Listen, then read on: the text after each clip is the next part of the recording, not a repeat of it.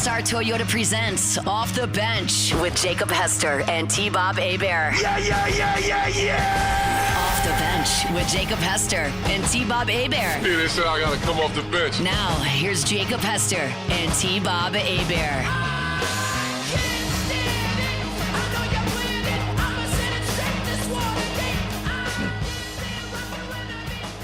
All right, welcome into a Monday edition of Off the Bench. No Jacob Hester or T-Bob Hebert. They are both out for the entirety of the week. So you'll have me here the next 4 days. We are all off this coming Friday, of course, because of Good Friday. Taylor Sharp sitting in here with you. We got Alondra Villarreal. We got Cassie Spazzali. Guys, how we doing on this Monday? Pretty good. The weekend was kind of, I mean, we all know, not a great weekend for LSU sports. Not a great LSU weekend. No. I went to the Block this morning. I got this quad espresso, so I'm feeling pretty good. That's 4 espresso shots, I'm assuming? Yeah. Good Lord. Yeah, 4 See, espresso y'all shots. judge me for what I drink. I don't think I've ever had a quad espresso. Yeah, but there's a difference between like a coffee. There's like a sophistication to coffee, right? I will admit that. And then you got like it may not be a better gummy for you, bear but it looks energy like drink. it is. Yeah. I That was actually one might time. have like I don't have any sugar in this, so it's like I definitely have way less sugar than you do. See what I got. This one That here. looks pretty normal today. Yeah, this one doesn't have any sugar. Is it Celsius? Yeah, I don't like them that much, but I was like, I got to stop drinking motor oil in the mornings. Yeah. Like, I got to do something that's a little bit healthier for me. So, like, I mean, it's an acquired call. taste. They're getting better. yeah. I don't like things that are healthy, Yeah, obviously, because fair. it doesn't have any sugar, but I'm getting used to it. Cassie, how are we? I know that you are not typically the best morning person in the building. So what we rocking this morning? You just rolled in, nothing. Yeah, I mean, I'm still trying to She's wake raw up. dogging. Usually by like 8 o'clock, I'll start to perk up. That's crazy that you don't have But- any caffeine. I don't like coffee and I don't like energy drinks, so I literally just have to like run off of sleep. And like as a college student, I just don't get enough sleep. That's So, crazy. You'd always take like speed or something. nah, it's all right. You don't seem like I the wouldn't type, recommend. personally. Guys, what did we get into this weekend? Cassie, you're always like doing something. You go to New Orleans? I did. My parents are out of the country. They went to St. Lucia for their 25th anniversary. Where is So St. wait, Lucia? I don't even know where it is. but They get to go to St. Lucia and you got to stay here?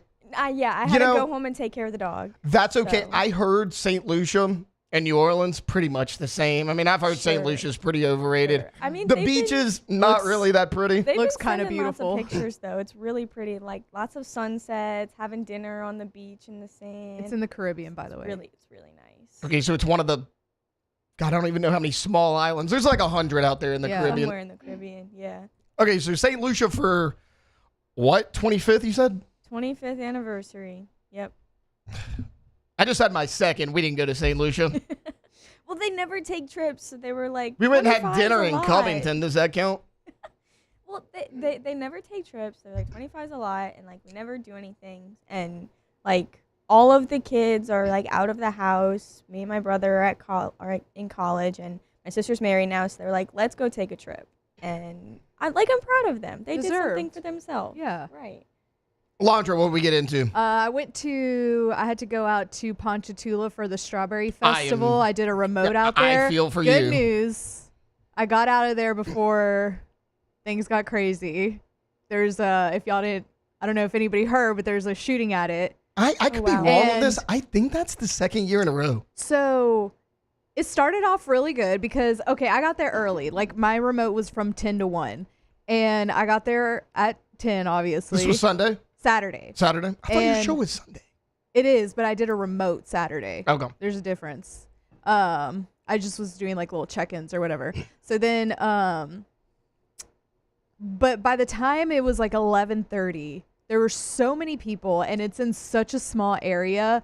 I started getting like claustrophobic and I didn't even want to walk around anywhere but it was, I mean, the concept is cool of Strawberry Festival. Like there were a bunch of vendors out there and stuff, and I got me some strawberry plants that I'm really excited about. You're good at growing stuff, right? Like your stuff that you I have buy a little like bit of a green actually thumb. grows. Yeah, it actually grows. Yeah. I don't think anything we've ever bought not Victoria or my fault. I mean, we water it like they say to. I don't think anything we buy ever grows. Yeah, I don't know. I mean, everybody's like, oh, Taylor, the azalea bushes at the corner of your house are so pretty. How'd you plant them? They were here when we bought the They're house. already here. So, I mean, that's okay. The Strawberry Festival, fraternity I was in college, we had to work it every year. Yeah. There has to be some sort of capacity limit. Or just the have it at Strawberry a bigger place. It's literally a tiny park that they have Is it that at. part, Cassie, have you ever been to the Strawberry Festival? No. Okay, well, allow me to give just a ringing endorsement here. If that park holds 3,000 people, the city of Ponchatoula is like, you know what? Better make it 10,000. I mean, it is shoulder to shoulder. Like, picture Bourbon Street on Mardi Gras, but for like 6 blocks. Like, that's the Ponchatoula Strawberry Festival. You got to park about a half a mile to a mile away. Some people were telling me it took them 30 minutes to walk from their car to the Strawberry Festival one way. Crazy. I would be so. I mean, it's every year. This is every single year. And then there's a shooting on Saturday. Like, guys, it's the Strawberry Festival. Everybody's out having fun. Everybody's eating like strawberry shortcakes and stuff. And how did we get to that point? Like, you think you're hard because you fired a shot at the Strawberry Festival? I wonder if it was the guy that I saw that had a T-shirt on that said "In Glocks We Trust." I bet it was. I bet, you know what? I bet he was interviewed. I swear I saw a guy with that shirt on. That is a tough scene to show up in public with that shirt in the same place as the shooting. That's not a good look. Yeah. I mean, what do you do? But the Strawberry Festival, great food, not my scene. Yeah. It's hot, it's shoulder to shoulder. It's one of those things where like I show up for 30 minutes and I'm like, all right, I'm a little overwhelmed. I'm just gonna get out of here. Like that's kind of how. Yeah, but the food was great. The vendors were great. Food's always great. The vibes were really good until they weren't. Yeah. Yeah. So they actually reopened yesterday. They kept going. They closed at like 5. Early. Yeah. Which close at 5 on Sunday. I'm okay with. I remember we used to have to do the Sunday shift. I would always take the last shift for the Strawberry Festival, clean up and everything. We were done at like 10:30 on Sunday night. Like that's tough. So closing at 5 o'clock, not the worst thing in the world. All right, look, wanted to kind of just recap everyone's weekends. The good part of the weekend.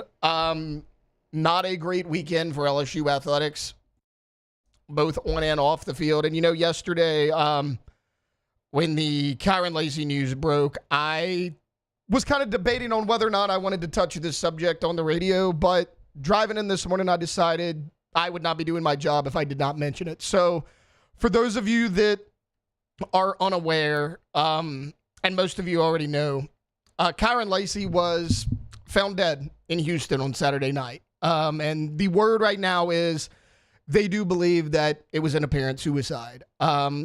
This is unfortunate news for a young man who was only 24 years old. When he was at LSU, you're on top of the world 1 minute, right? I mean, he had almost 900 yards receiving. He led the SEC actually in 9 touchdown catches. I didn't realize he had led the entire conference. And then, of course, most people know back in December, he was not in a car accident. There was a lot of, discussion about that this weekend. Some reports were wrong, but everything seemed to be fixed. He was not in a car accident in December. He was apparently driving reckless and was accused of causing a head-on collision, which ultimately took the life of an elderly gentleman. Again, he was arrested for that back in December. He was released on bond. For what it's worth, the grand jury for that hearing to decide whether or not he was going to be formally charged, indicted, ultimately going to go to trial. That grand jury meeting was actually set for this morning. So already a pretty tough weekend for Kairen Lacy. He may have had a good idea of where that one was going to turn. I don't know. We don't want to suspect anything. But again, you're on top of the world 1 minute, and the next minute you don't know where to turn. Great player by all accounts. Everyone in the LSU building talked about how good of a young man he was as well. I was never fortunate enough to interact with Kairen Lacy personally. I have just heard secondhand stories. When I heard this news yesterday morning, it's one of those things where it's like you didn't want to believe, but you had to check and make sure. So I'm texting a few people that I know that would know. They all kind of tell me the exact same story. I'm not going to get into the details of what happened on Saturday night. It did take place in Houston.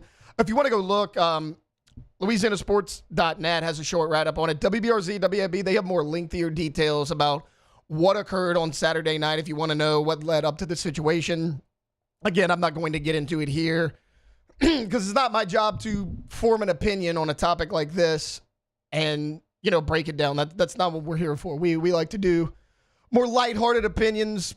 This is something that I'm going to stay out of. I will say this, though.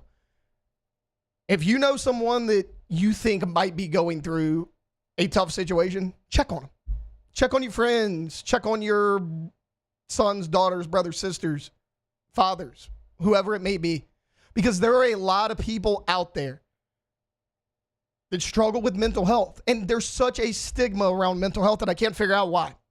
Because it's so prevalent in today's society. Far too often you hear stories like this. And, people are embarrassed by it. They don't want to seek the help they need. But if you know somebody that you think might be going through something, not even necessarily like Kairen Lacy, because again, we all know the situation, right? We know that, he was possibly facing some charges. We know about the arrest back in December. Even if it's not something public. If you run into somebody and you're like, hey, I feel like there may be something going on behind the scenes. There may be something under the surface that we're not quite talking about. Check on them, reach out to them. Because far too often, mental health cases end up the way that this Kairen Lacy story did. It's tragic. It's unfortunate. You feel for his family. You feel for the entire LSU family. We all here at Guarantee Media, I'm sure I speak for everyone when I say that our hearts were a little heavy yesterday morning. We all, we're keeping his family in our thoughts and prayers. Okay, look, impossible to segue into another topic from that. So what we're going to do is, it's 12 after. We're actually going to go to break. When we get back, we're going to officially get this show started. We got a lot of things to cover. There's Derek Carr injury news, LSU baseball against Auburn. The Tigers wrapped up their spring scrimmage, which was open to the public. We'll break down all of that. It's coming up on the other side here on Off the Bench. Off the Bench. Go to Pelican Roofing, pelicanroof.com. PelicanRoof.com is a website where you get in touch with South Louisiana's most trusted roofing experts. Okay, the guys that have over 500. Oh, God.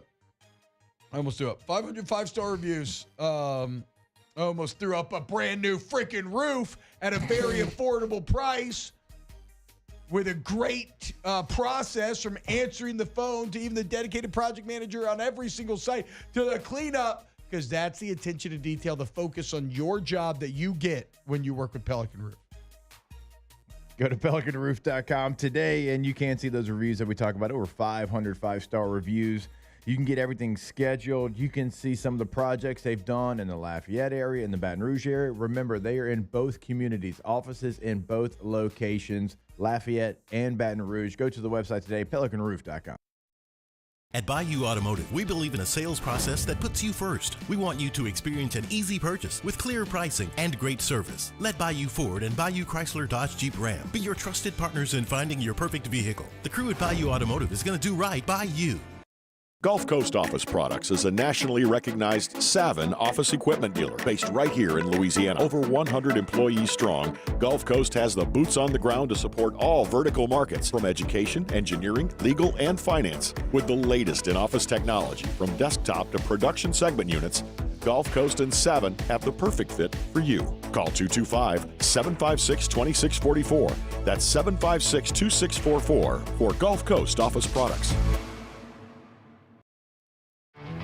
There it is, the extra mile, on the border of expected and extraordinary, for those willing to go further, like vans customized for work or play, with safety and tech to keep you connected, supported by a 5-star sales, service, and finance team, and backed by the 1-star you know.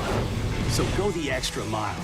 It's never crowded, because so few have what it takes to go there. Mercedes-Benz Vans.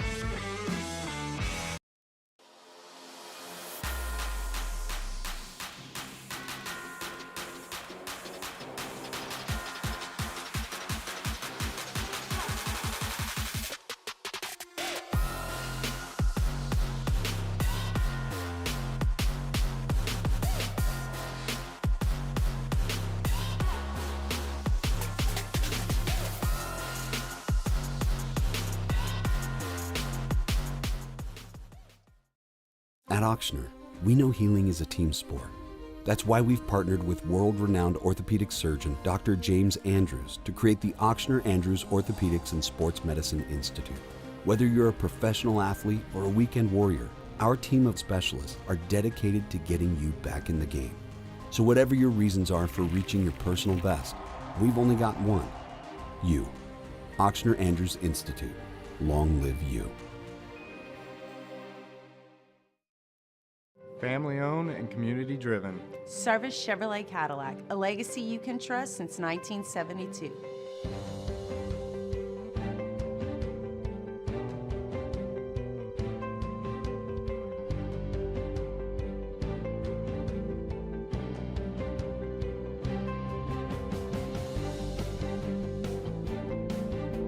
Service Chevrolet Cadillac, our family serving your family. For over 50 years. Gulf Coast Bank and Trust is giving our customers the power to bank anywhere, anytime during this challenging event. And we're right there with you. Our mobile banking app is a smart.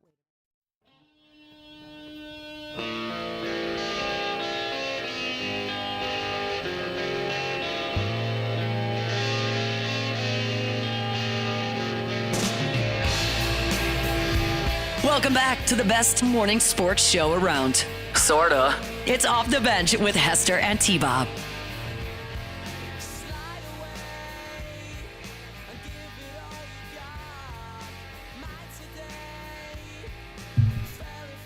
What song is this? Slide Away by Oasis. Okay. Confession time.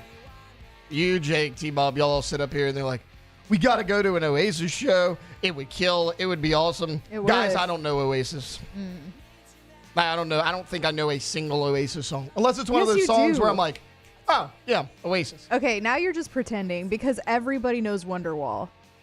I didn't know that was Oasis. There's no way you didn't know that was Oasis. I know the song. There's no way. I had no idea that was Oasis. Cassie, what do you, oh wait, hold on, sorry, I forgot. There's no way he didn't know that was Oasis. I don't think I know it either. I'd have to hear it, but I don't think I know anything from Oasis. You know Wonderwall. I've never heard of Oasis, if I'm being honest. Cassie likes heavier stuff. She has 6 AC/DC shirts. Okay, we need to move on. AC/DC. I know we're triggering I need y'all Alondra. to move on from this. We're conversation. triggering her. Like, I'm gonna get something thrown at me in about 10 seconds. There's no way. I don't know any Oasis. I can get behind you not knowing Oasis, but there's no way that you didn't know Wonderwall was Oasis. I know the song Wonderwall. I never knew who sung it. I feel like so many people have covered that song though. And so you're it's gonna trigger me more and talk about Derek Carr, aren't you? Or what are we talking about here? Saints quarterback Derek Carr could potentially miss the entire 2025 season due to a shoulder injury. This was news that came out about 4 o'clock Friday evening. So story is now he has a shoulder injury. If it does require surgery, which they have not fully confirmed yet, it does seem like it's leaning that way, then he could potentially miss the entire 2025 season. Now, according to Nick Underhill, it seems like the Saints have known about this for quite some time. He actually put out that possibly they knew about this before they even restructured his contract. If you remember, they guaranteed him $40 million. They restructured it, kind of backloaded that contract to 2026, which is what the Saints do. But what does this mean for them now at that number 9 spot? Because, look, Jake, T-Bob, me, and Lodger, we've all sat up here and said, it doesn't really matter who you take because your team's so bad, you're going to get better regardless. I agree with that. I was fully prepared to be like, oh, Will Johnson, because you need a corner, Tedero McMillan, Tyler Warren, any sort of offensive playmaker would do as well. But does this mean Shedeur Sanders at 9? The Saints might not have another option. They may have to take Shedeur Sanders, or they may feel that they have to take Shedeur Sanders. Now, should they draft Shedeur Sanders? Honestly, I actually still say no. Because if you draft a quarterback in round 1 with no Derek Carr, he'll be expected to play right away due to this injury. I don't think Shedeur Sanders is ready. Look, he certainly has a lot of good traits. He's an accurate passer. He's got a strong arm that was on display numerous times at Colorado. But he holds the ball too long. Everyone likes to point out the sacks. 52 sacks last season led college football. Yes, the pushback you hear from that is, well, his offensive line's not very good. What's he going to do? He's over there running for his life. How about this? Of those 52 sacks, over 40 of them, he held the ball 4 seconds or longer. So his offensive line might not be that good, but Shedeur Sanders is not doing his O-line any favors. It's funny because like the way Shedeur plays, look, once the ball leaves his hand, he's as accurate as anybody in this draft class. There's no question about it. My concern for Shedeur Sanders goes from the snap to the time he lets go of the ball. If you watch him play, he kind of runs around back there, you know, like a Johnny Manziel did or a Kyler Murray in college, like some of these mobile quarterbacks. The problem is he plays like a mobile quarterback who really doesn't have that much ability to run. He can run a little bit. I think that's something that people don't highlight enough. He can run a little bit, but you're not going to fear Shedeur Sanders running. You're not going to be scared about him beating you on the ground. His legs is something that's not an issue. He can run when he has to. He's never going to be that guy that's going to run 10, 15 times a game, carve you up. It's not who he is. He's not a Jaden Daniels. So it seems like the Saints have known about this before they restructured the contract. Again, we have an article on LouisianaSports.net. Ross Jackson wrote it. He quoted Nick Underhill in this piece. So what's the Saints' best option?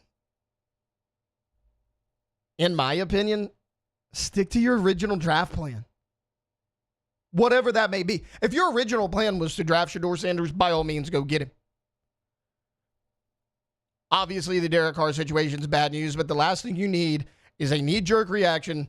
You look at all these months that you've done preparation for the draft. You've dove into all these prospects. You've brought them in for visits. You scrap everything because your quarterback goes down. And I understand quarterback's a big position. Obviously, it's the most important position in professional sports. So, sticking to your original draft plan, to me, is what you do. Now, is that Tedero McMillan? Is that Tyler Warren? Is that Ashton Jeanty? Is it Shedeur Sanders? Whoever it is, take them because you did your homework on that guy.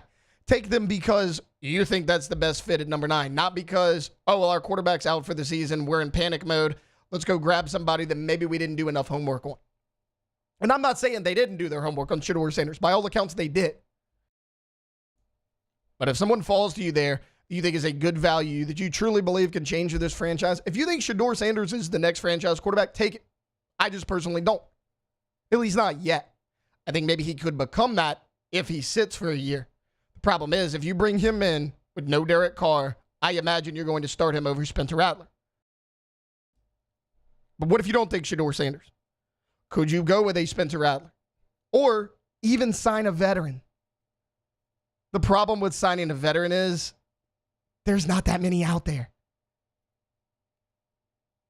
I mean, there's not a ton of free agent quarterbacks remaining. If you go look, the guys you have available right now are Carson Wentz, who at one time looked like he was going to be MVP of the NFL back in 2017. He had the knee injury. Nick Foles takes over, takes his team to the playoffs, goes to the Super Bowl, wins the Super Bowl. The rest is history. We know about it. He moves on. He goes to the Washington Redskins. Doesn't have a ton of success there. They bring him in for a year in Indianapolis. Was actually okay there. Goes to be Patrick Mahomes' backup with the Kansas City Chiefs. That's kind of like maybe option A right now in free agency. If that's a guy you maybe want to kick the tires on. Maybe not even as a starter, but if you don't draft a quarterback in the first round, you have Spencer Rattler, Jake Haener. You're going to need to add another guy anyways. So maybe you add Carson Wentz and you're not even planning on starting him. You just need another body, a physical body in that quarterback room. Carson Wentz is an option. And I get it. He's fallen off since that injury. He's never been able to regain that MVP form. But if you go look at his numbers, I mean, he has over a 2-to-1 touchdown interception ratio. He wasn't quite as bad in Indianapolis as everybody said. I mean, he was hit and miss in Washington, but that whole franchise was a mess. How much of that's on him? How much of that's on the franchise? And then he was just Patrick Mahomes' backup. He played in one game this year. He went 10 of 15, 119 yards. No touchdowns, no picks. They did lose that game. That was the final regular season game where they were resting all their starters because they had the 1 seed locked up. That's option 1 in free agency. Option 2, Teddy Bridgewater. Saints fans love Teddy Bridgewater. They were familiar with Teddy Bridgewater. Teddy had a lot of success when he was here last time. He filled in for Drew Brees. He went 5-0 as a fill-in quarterback. He's bounced around the league. He's had a lot of success at a lot of different places. The problem I have with Teddy Bridgewater, if you remember, he retired from the NFL. He went to coach his high school team, led them all the way to the state championship. After that, came back to the NFL, joined the Detroit Lions for that playoff run.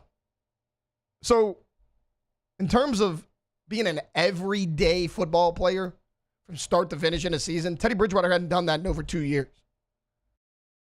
How physically ready is he? I'm sure he's fine. He's a professional. He's still only 32 years old, but that's a question mark as well. So whether it's Spencer Rattler, Carson Wentz, Teddy Bridgewater, there's not a ton out there right now. Either way, 2025 will likely be another rough season. I've always been of the opinion of, hey, wait, the 2026 quarterback class is a lot better. Don't reach for a quarterback that if you're not absolutely in love with them here in 2025 because of this Derek Carr news.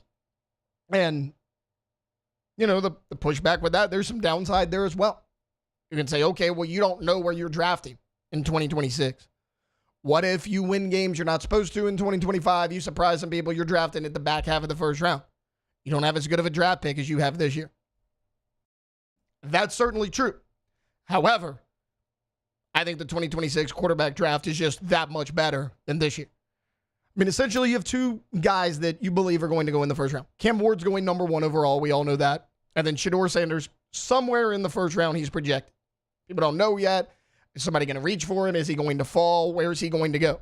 But everyone believes that those two quarterbacks will be in the first round. Some say Jackson Dart may sneak in there, but right now, as far as first round locks, Cam Ward, Spencer Rattler. Or Cam Ward, Shedeur Sanders. But I still think the 2026 class is better. Look who could potentially be coming out. Cade Klubnik could be coming out. Garrett Nussmeier will be coming out. Arch Manning could be coming out. I mean, those three guys right there, somebody will be there when the Saints are picking. You would imagine, unless they go 1, 2, 3, which is a possibility. It's happened before. But I just like this class as a whole better. You're a lot deeper. I mean, essentially, if you don't get Shedeur Sanders at 9, you're not drafting a quarterback in the first round. You're not drafting Jackson Dart that high, unless you trade back, which might be the smart thing to do, but let's be honest, Mickey Loomis is never going to do that.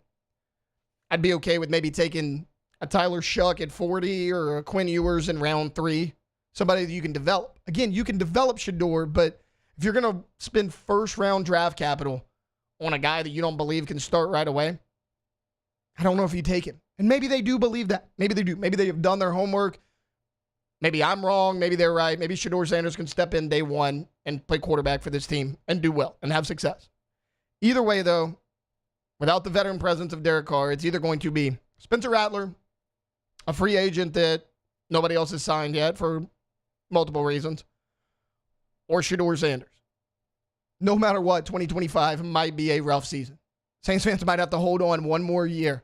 Maybe year 2 of Kellen Moore is where you really find your groove. I think it's going to be hard to do it here in 2025. All right, we're going to take a quick timeout. When we get back, LSU baseball had a series against the Auburn Tigers. Didn't go the way Tiger fans wanted it to go, but we're breaking it all down next here on Off the Bench.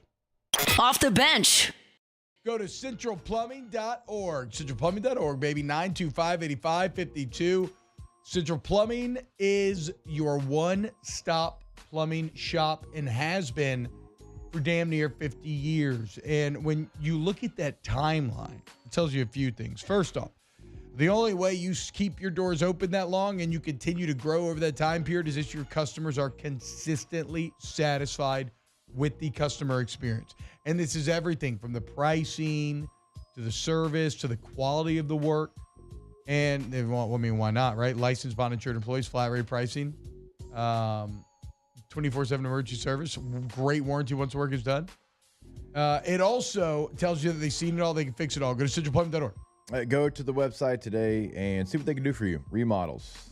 Go tankless with the tankless water heater. Never run out of hot water again, but you always know 24/7, 365, weekends, holidays, game day, they will be there. 225-925-8552. At Atmos Energy, our smart choice solutions help customers save energy and emissions with rebates up to $500 off high-efficiency natural gas appliances, smart thermostats, and weatherization upgrades. Together, we're fueling our energy future. At Auctioner, we know healing is a team sport. That's why we've partnered with world-renowned orthopedic surgeon Dr. James Andrews to create the Auctioner Andrews Orthopedics and Sports Medicine Institute. Whether you're a professional athlete or a weekend warrior, our team of specialists are dedicated to getting you back in the game. So whatever your reasons are for reaching your personal best, we've only got one: you. Auctioner Andrews Institute. Long live you. Looking for the ultimate game day experience? Come to the Queen Casino in Baton Rouge. Savor game day platters and snacks, plus drink specials at 1717 Kitchen and Cocktail. So come out for game day and let our team make you the MVP. The Queen Casino, where every moment is a win.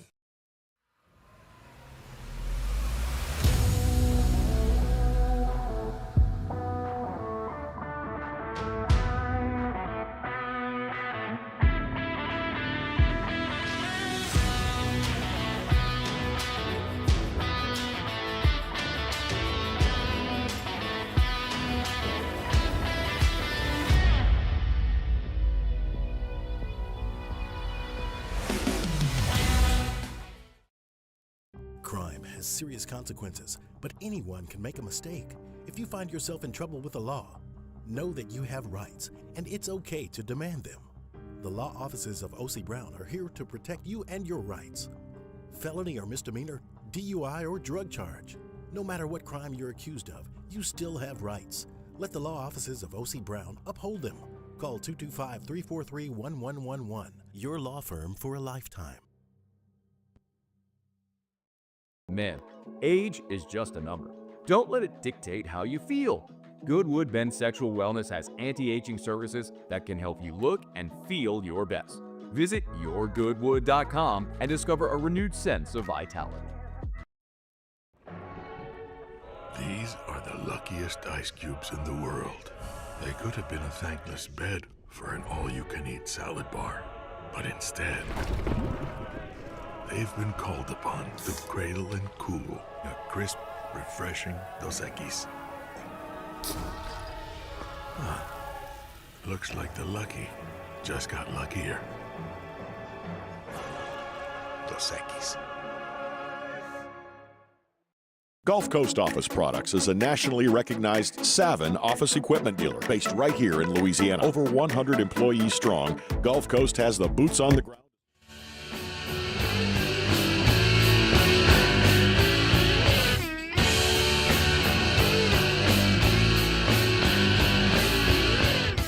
Welcome back to more sports talk with some other stuff mixed in. Off the Bench with Hester and T-Bob.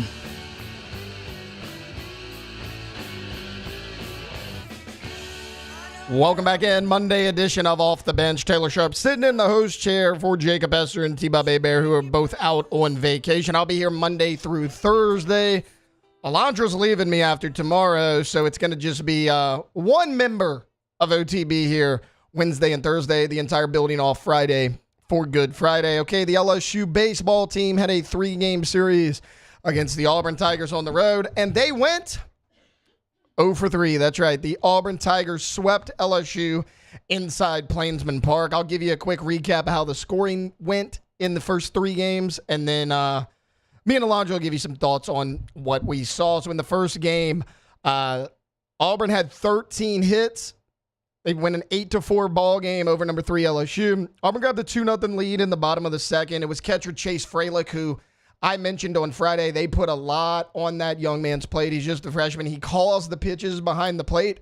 Now we see why that occurs. Chase Freilich, pretty dang good catcher. He had a 2-run double in the bottom of that second inning. They extended the margin to 6-0 in the fifth. Right fielder Ike Irish, their former starting catcher, he had a 3-run triple. First baseman Cooper McMurray, who is always a really good power hitter, delivered an RBI single. Designated hitter Chris Rimbert, he had a 6th-inning RBI. That gave Auburn a 7-0 lead.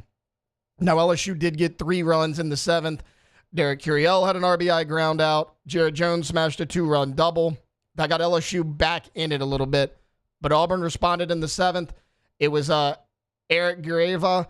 He had an RBI single through the infield, and then back-to-back doubles by Stanfield and Curiel got LSU a run in the top of the ninth. However, it was not enough. The Auburn Tigers win it 8-4. Game 2, it was more of the same. Second baseman Eric Snow, he homered. He drove in 2 runs on Saturday night. It was a lower-scoring game, but Auburn again wins by multiple runs, 4-2.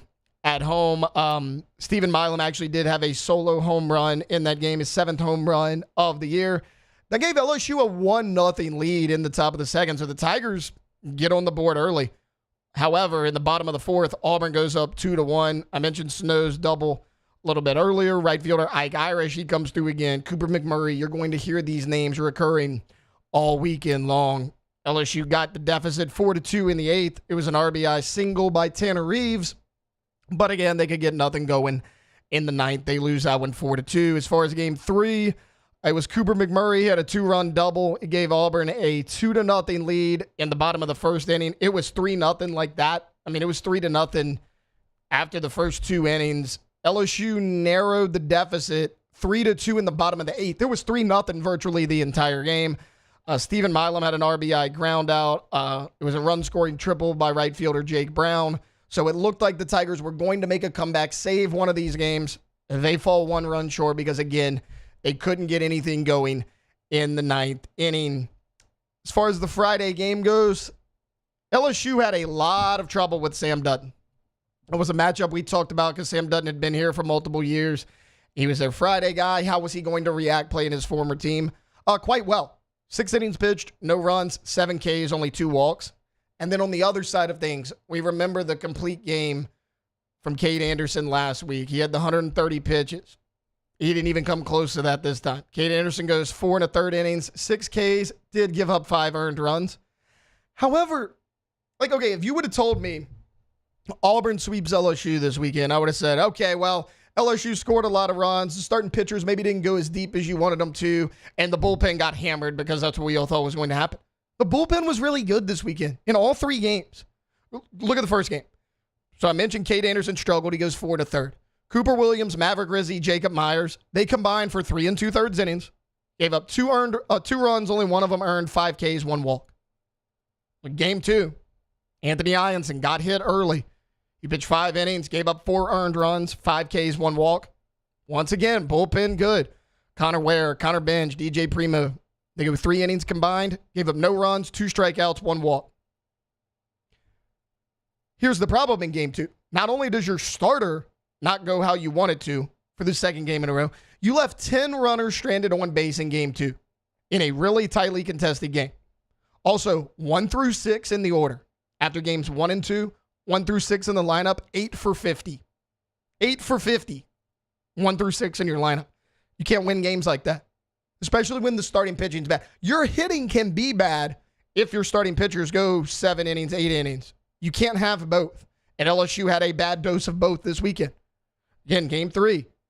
Chase Shores, 2 innings, 3 hits, 3 earned runs, 2 strikeouts, 2 walks. All 3 of your starting pitchers struggle. But Zach Cowan, Case and Evans, they come in. They go 6 innings combined, 6 hits, 2 Ks, no runs. 1 through 6, how'd they do in this game? They struggled in the first 2 games. Maybe they bounce back here in game 3. Nope, 2 for 16 in game 3. The only hits were Derek Curiel and Daniel Dickinson. But if you look, Alondra, I'm going to bring you in here because, maybe you have a different opinion on what exactly went wrong for LSU. Because if I was to tell you, you threw 8 relievers, 8 bullpen arms, and they gave up a total of 2 runs the entire weekend, I would have said, well, hell, LSU swept this series. I mean, that was your biggest concern, was your arms out of the bullpen. You throw 8 of them, they give up a combined 2 runs.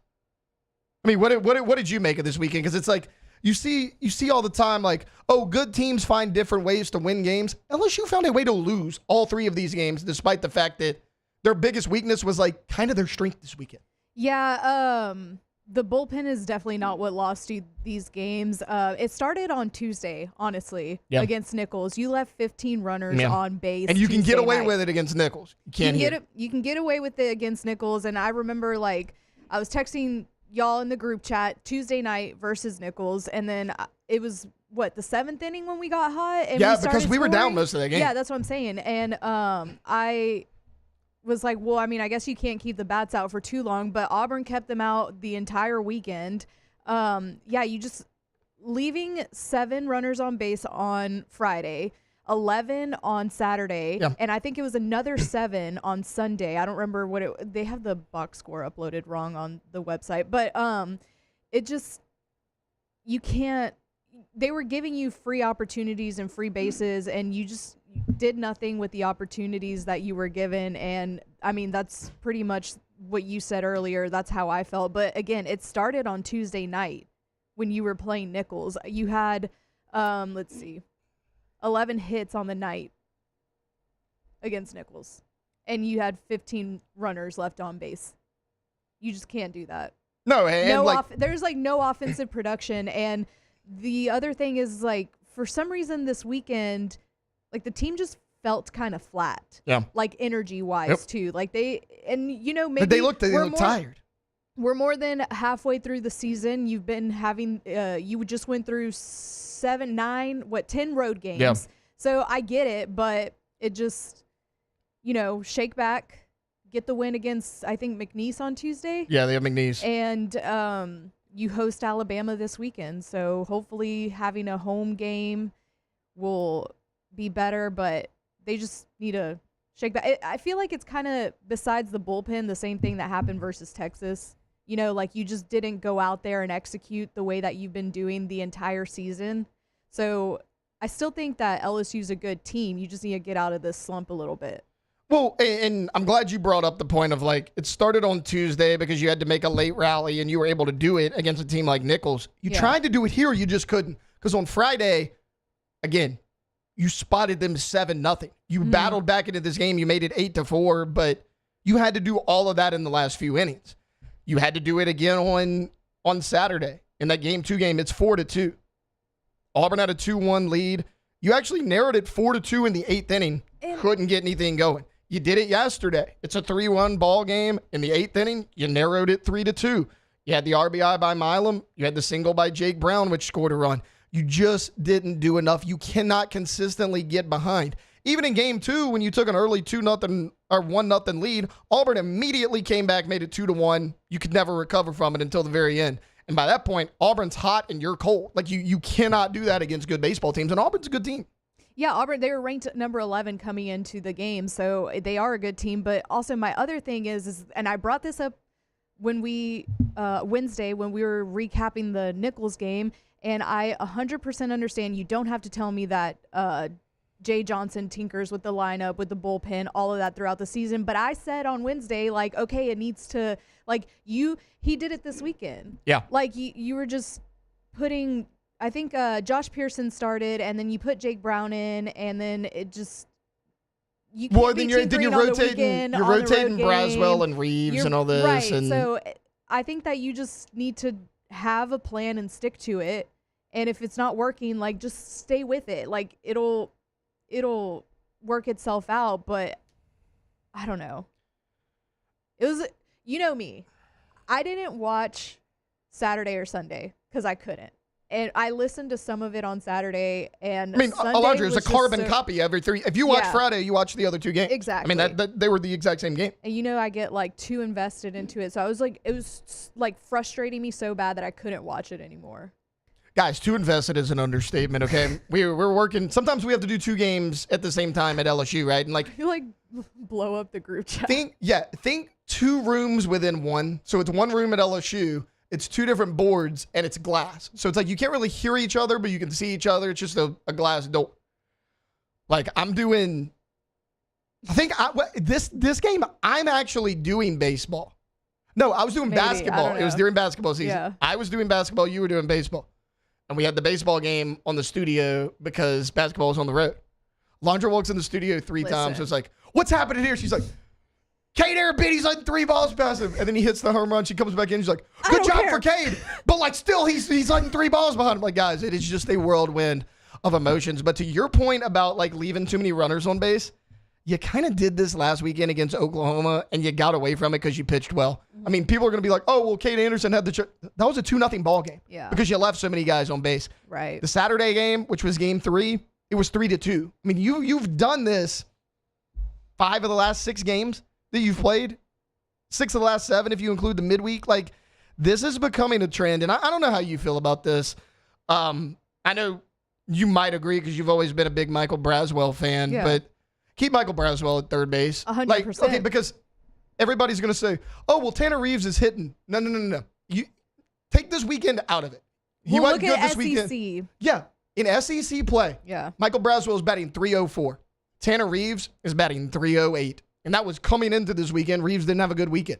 They're essentially the same offensively, and Braswell's such a better glove out there at third base. Leave him at third base. Get a little bit of consistency in your lineup. Yes. They're essentially batting the exact same. 304 to 308. Do I give a crap about that difference? Nope, not really. And Reeves has actually dropped a little bit further after this weekend. Well, Lee Braswell in the lineup. I get the, like, okay, on Friday. That was kind of my point when I was saying that, like, there's a little too much movement for me in the lineup and in the field. Like, Michael Braswell has a great glove. I've always been a Michael Braswell supporter. I remember last year I was like, make him your leadoff hitter. He finally did, and he thrived in that position. I mean, you don't do it now because Derek Curiel is Derek Curiel, but like, it just, yes, I agree. Let's give Michael Braswell his little chance to shine. But Braswell deserves a chance to shine. I mean, he's been a pro since he's been here because, like, a lot of guys, like, he came in from South Carolina, he was the guy. He comes in last year, he does some nice things, but he took a lot of criticism. I mean, some of it warranted, some of it not. This year, he's kind of battling for his spot with a first-year LSU player, but, like, he hasn't complained about it. You haven't heard anything bad about Michael Braswell. Like, let's give Braswell his flowers a little bit. And, you know, me and Moose were talking about it on Friday. We were looking at the lineup and watching the Masters because Matt's on remote. So we're just sitting here in the studio, and he's like, look at this lineup. And they had Josh Pearson in the 5 spot. And Moose is like, I get why he's doing it. You don't want 3 righties in a row. But, like, in reality, how many times are all 3 of those guys going to bat back-to-back in the same inning? Like, it's the middle of your order. Yeah. Like, you could have, so it's just. And then Saturday, man, what was it? Maybe the 7th or the 8th inning, and Ethan Fry was up. But then they changed the pitcher. Yeah. And Jay put Jake Brown in. Yeah, put him in. Instead of Ethan Fry. And Brown did okay. Like, he was good this weekend. Popped out. Yeah. But whenever you switched Ethan Fry with Jake Brown, not to say, we don't know what Ethan Fry would have did in that position, but you had the bases loaded. And Fry's been such a good hitter. And you had the bases loaded, and Jake Brown popped out. And I was like, why did we do that? Like, why? I don't know. But again, it was all weekend. So yesterday I'm driving home. I'm listening to the game on the radio. It's the 5th inning. There is 1 out. Bases loaded. You're down 2 runs. Yeah. You got no runs in that inning. Bases loaded, 1 out. LSU came away with nothing. That was the 5th inning in yesterday's game. Yeah. It was just like that all weekend long. And again, it was kind of like that against Oklahoma in 2 out of 3 games. Alondra mentioned it started on Tuesday against Nichols. Like, this is actually a little bit of a recurring problem. I'm not sitting here, like, neither of us are about, like, doomsday situations. This team is still good, but, like, this is something you got to figure out. Because, again, you can get away with it against Nichols. You can't necessarily get away with it against a team like Auburn. And don't look now, because they've only played South. Okay, I'll give them credit for the Tennessee thing, right? Okay. And they played South Carolina this weekend. But is Texas A&M getting a little warm out there? I mean, they're a talented team. Like, they were But never they going to just be. started off so bad. They were overrated coming into the year. Shocker. Texas A&M was overrated in any sport. They started awful. They were never as good as they were projected to be. Right. They're not as bad as they started out either. Right. They're going to be somewhere in the middle. Maybe. But, I mean, how hot can you get? Because we talked about it last year. Like, as good as LSU finished, they were bad at the beginning of the year. Yeah. They didn't even get to host. Yeah. And, like, that cost them. We're in Texas A&M bad, though. No, and that's what I'm saying. A&M's even worse. So, like, they got to get on a major roll to make something happen. All right, look, we went long in that segment. Good discussion there. We're going to take a timeout. When we get back, quick little Masters recap is a couple people's favorite golfer took home his first Masters title. We'll get into that on the other side here on Off the Bench. Off the Bench. If your car dies in the interstate when you're having a panic attack, you think you're dying, and you're on the way to the hospital, chances are you need a new car, so you should go to All-Star Toyota of Baton Rouge. Located off Airline in Goodwood, whether you're looking for a new, used, you want to lease potentially, it's all there at All-Star, and they've got the best prices, best selection. You go to the website, you can check out the deals, or just go see them, start to work with the sales staff, okay? Because the people are what separates the culture. Over there's the absolute best. Remember, we got our buy 3 tires, get the 4th for $1 deal going down right now. Go to All-Star Toyota Baton Rouge, allstartoyotabatonrouge.com. Yeah, when you go to the website, see what they've got available for you, and that is buying new, that's leasing, and that is renting. And we tell you every day because I find it like it's one of the best things out there that whatever you buy new, you can lease and you can rent. It's just not going to be found anywhere else. Like, you're going to get like one option in other places. Everything's available in the rental process over at All-Star. Go to the website today, allstartoyotabatonrouge.com. At Bayou Automotive, we believe in a sales process that puts you first. We want you to experience an easy purchase with clear pricing and great service. Let Bayou Ford and Bayou Chrysler Dodge Jeep Ram be your trusted partners in finding your perfect vehicle. The crew at Bayou Automotive is going to do right by you.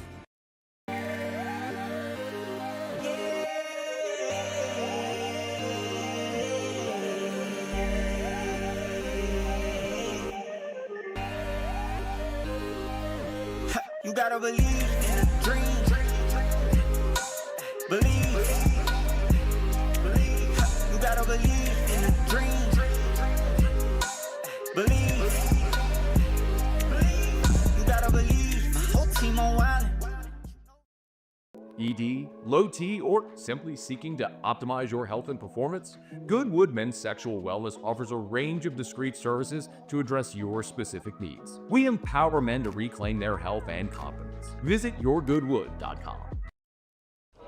These ice cubes could have been a thankless bed for an all-you-can-eat salad bar. But instead, they cradle and cool the crisp, refreshing Dos Equis. Nicely done, Ice Cubes. At Auctioner, we know healing is a team sport. That's why we've partnered with world-renowned orthopedic surgeon Dr. James Andrews to create the Auctioner Andrews Orthopedics and Sports Medicine Institute.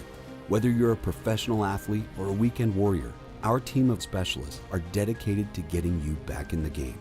So whatever your reasons are for reaching your personal best, we've only got one: you. Auctioner Andrews Institute. Long live you. Family owned and community driven. Service Chevrolet Cadillac, a legacy you can trust since 1972.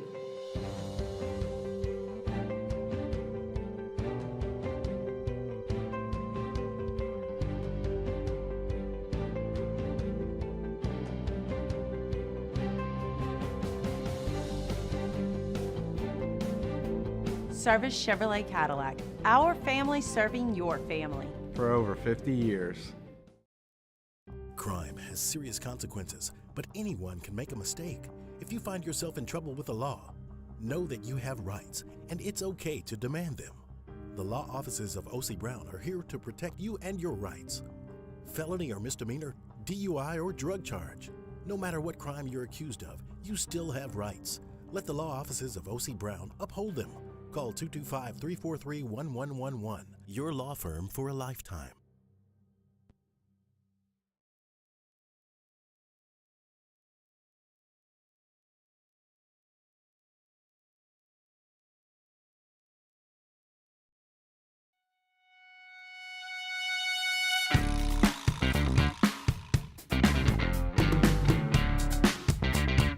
Welcome to the 7th ranked morning sports show in America, Off the Bench with Hester and T-Bob.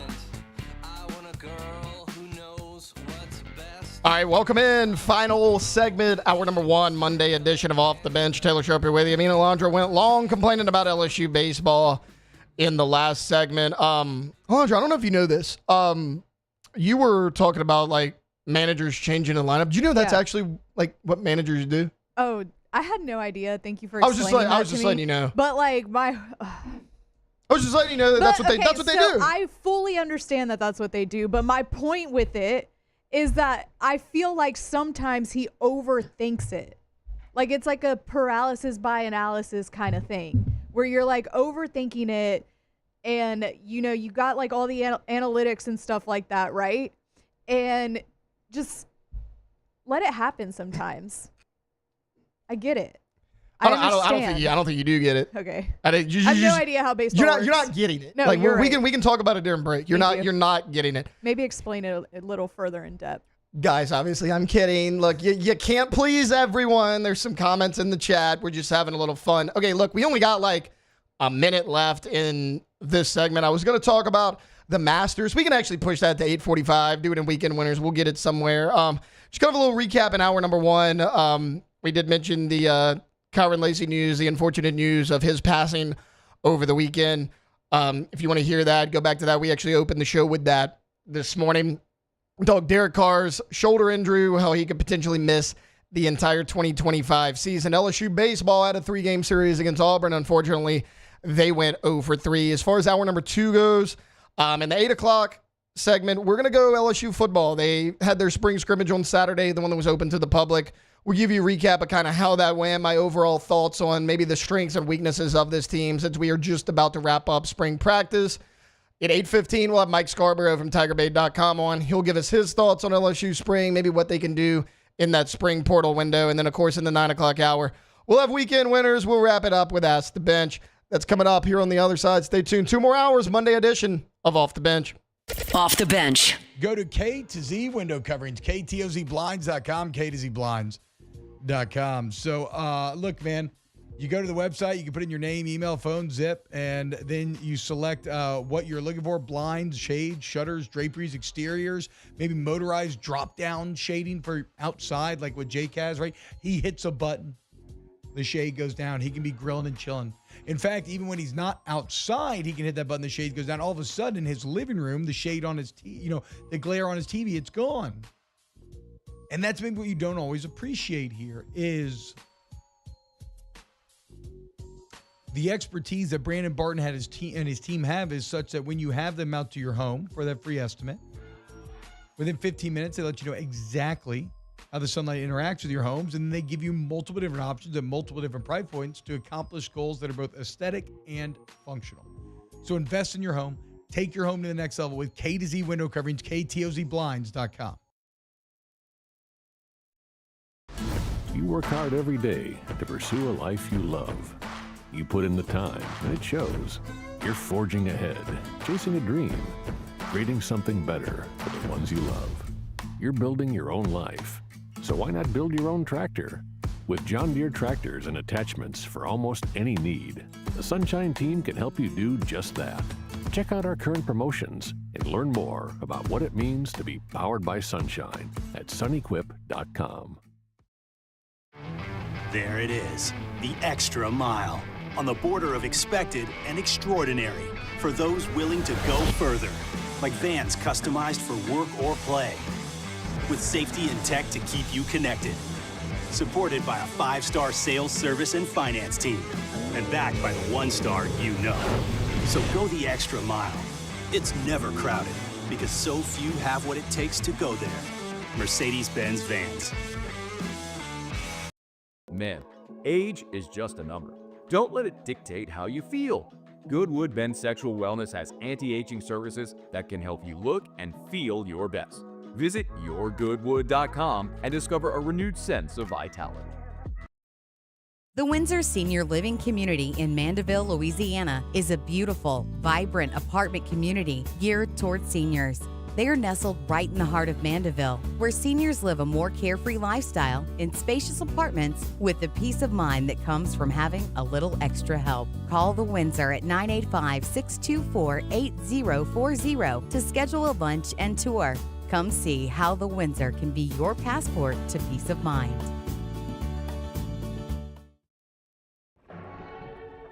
These are the luckiest ice cubes in the world. They could have been a thankless bed for an all-you-can-eat salad bar, but instead, they've been called upon to cradle and cool a crisp, refreshing Dos Equis. Looks like the lucky just got luckier. Dos Equis. Gulf Coast Office Products is a nationally recognized Savin office equipment dealer based right here in Louisiana. Over 100 employees strong, Gulf Coast has the boots on the ground to support all vertical markets, from education, engineering, legal, and finance. With the latest in office technology, from desktop to production segment units, Gulf Coast and Savin have the perfect fit for you. Call 225-756-2644. That's 756-2644 for Gulf Coast Office Products. At Auctioner, We know healing is a team sport. That's why we've partnered with world-renowned orthopedic surgeon Dr. James Andrews to create the Ochsner Andrews Orthopedics and Sports Medicine Institute. Whether you're a professional athlete or a weekend warrior, our team of specialists are dedicated to getting you back in the game. So whatever your reasons are for reaching your personal best, we've only got one. You. Ochsner Andrews Institute. Let's go, baby, let's go! All-Star Toyota presents Off the Bench with Jacob Hester and T-Bob Hebert. Yeah, yeah, yeah, yeah, yeah! Off the Bench with Jacob Hester and T-Bob Hebert. Hey, they said I gotta come off the bench. Now, here's Jacob Hester and T-Bob Hebert.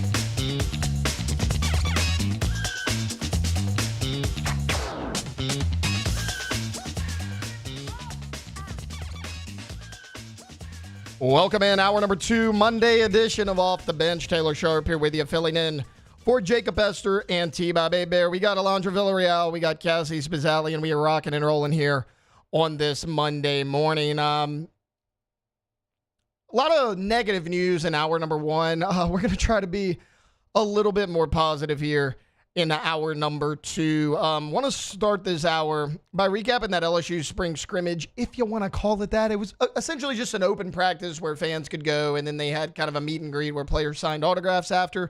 But we'll go ahead and call it the spring scrimmage. If you're looking for like a full play-by-play breakdown, Matt Moscona has a really good write-up on LouisianaSports.net. Hunt Palmer put out one a little bit later, kind of giving his overall thoughts on maybe what this offense is going to be centered around based on what they have seen during spring. You know, it sucks. Like, normally I go out there a lot during fall practice because I got to do like post-practice interviews and all that. They practice at like 8 a.m. and they're done at 9:45. So it's really hard for all of us to get out there. But Matt and Hunt, they have done a great job all spring long of covering that. So kind of how the scrimmage worked. They did a full scrimmage. The first offense started at their own 35-yard line. It was a full tackle.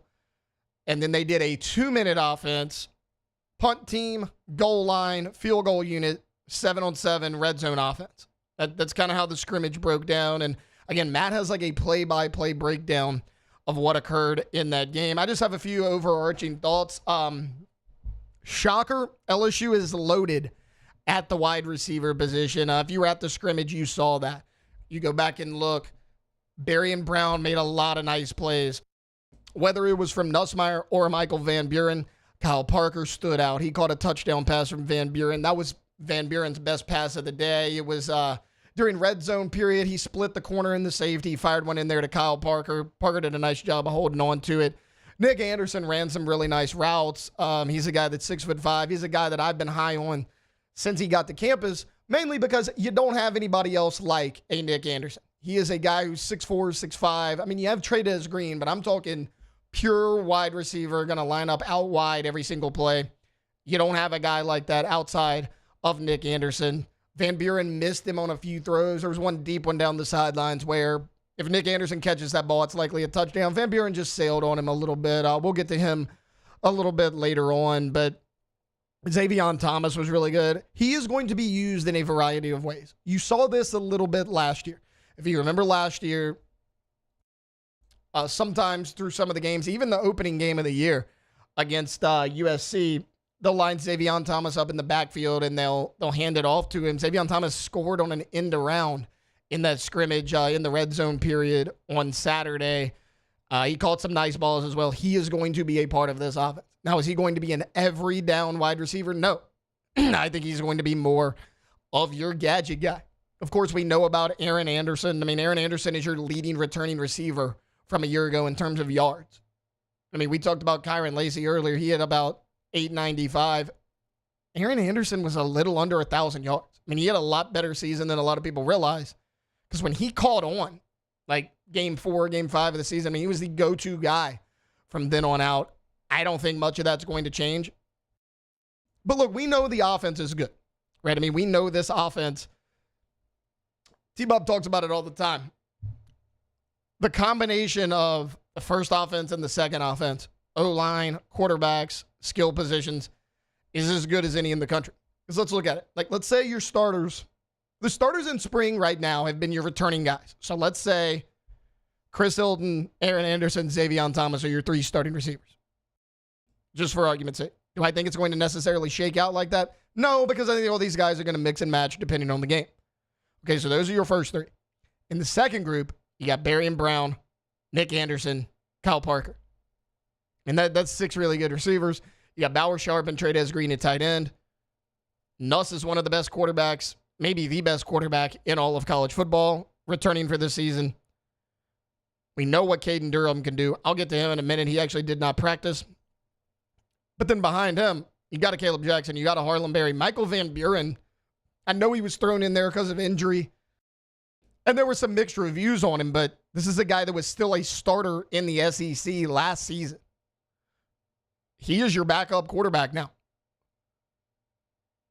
And then we know about the O-line rotations, whether it's DJ Chester, Braylon Moore at center. You got Josh Thompson. Is he going to be in the starting lineup? Is he going to be that swing player coming off the bench? I mean, you're not proven on the offensive line as far as returning production, but I think there's a lot of talent there. I think you're actually deeper, maybe, talent-wise, than a lot of people realize. So we know this offense is going to be good. I want to focus on the defense a little bit because I think this cornerback room in particular is going to be a lot better than it was last season. PJ Woodland had an incredible diving interception on a pass from Nussmeier. And I get it. Like, people are going to say, oh, well, that's typical Nussmeier, trying to fit the ball somewhere where he can't fit it. No. I mean, this ball looked like it was in a safe spot. PJ Woodland dives out for it, makes a grab. Really nice play. That was the play of the day on defense, in my opinion. DJ Pickett, look, he got beat a few times, but he showed some flashes. He looked like a freshman out there at times, but at times you saw, okay, I get why he was a 5-star. I get why he was the number 1 DB in high school football last year. I get it. You can see the hype that's going to come with reps. DJ Pickett is as talented as anybody on this team. Mansour Delane, whether it's been in spring practices, the spring scrimmage everyone was allowed to go to on Saturday, Mansour Delane is all over the field. There is a spot for him on this team. I think he's going to be a starter on this team somewhere. Look, Perkins is supposed to play nickel. Can you move Mansour Delane to safety? Is he going to grab one of those outside corner spots? I don't think it matters. Mansour Delane has been really good on this team so far in the spring. And then Ashton Stamps, kind of the forgotten guy. The guy that's started pretty much every game for you a year ago. And I get it. All the hype was around Zy Alexander because he was that dominant shutdown corner. I thought Stamps did some nice things last year. At times he struggled, but at times, I mean, he came up with plays for you. It's a guy that, at least starting experience at LSU-wise, he is by far your most experienced player. He made some plays. I thought he looked really good. So, I mean, the DBs as a whole, safeties were okay. Safeties, it was one of those situations where they didn't flash, but they didn't look disastrous either. And in a spring scrimmage, when you're breaking in a lot of new guys, I'm okay with that. If the safeties don't stand out negatively, I'm good with it. They don't necessarily have to flash and make a huge play because I think the corners are going to do that for you. If you can just not get beat deep as a safety, come up, make the play when you're supposed to, I'm good with it because that's better than what we've seen the last 2 to 3 years. A player I want to highlight, though, is Caleb Jackson. He got a heavy workload, and he performed well. Now, the heavy workload, Caden Durham did not practice in that scrimmage. There were reports that some saw him on the sidelines. It doesn't appear to be anything serious. I mean, it could just be one of those precautionary things. We know what Caden Durham can do, right? I mean, he's going to be your starter coming into this season. I think he's one of the best backs in the SEC. I think he showed that last year. But Caleb Jackson got a lot of run. I mean, just look. So Matt has that play-by-play breakdown I told you about on LouisianaSports.net. When you go into the full scrimmage period, Caleb Jackson got the start over Harlan Berry. 1st and 10, Caleb Jackson for 9 yards. 2nd and 1, Caleb Jackson for 6 yards. Nuss throws an incompletion. What do they do on 2nd and 10? They go back to Jackson for a short gain. Then you throw some balls around, and then the second series, your twos come in. But then in the 2-minute offense, you throw a screen pass to Caleb Jackson. That's something we didn't see last year. Not a lot of passes to the running backs out of the backfield. And when you had it, it was likely Caden Durham. Caleb Jackson really didn't get a lot of run this past season. And a lot of that was because people said, okay, well, he can't catch the ball out of the backfield. He's not a great pass blocker. He caught the ball out of the backfield well on Saturday. He caught a few passes out of the backfield. And I'm glad to see that because, I set up here a few weeks back. I don't remember if it was on this show or when I was filling in for Hunt Palmer. And I said, as talented as Caleb Jackson is, I think he could potentially be a transfer risk. And it made sense at the time because, look, you have Caden Durham. He passed up Caleb Jackson last season. Caden Durham's going to be your number one. There's no question about it. Harlem Berry's coming in. He looked explosive on Saturday. He had a good game. But you have Harlem Berry coming in. He was a number one running back in high school football.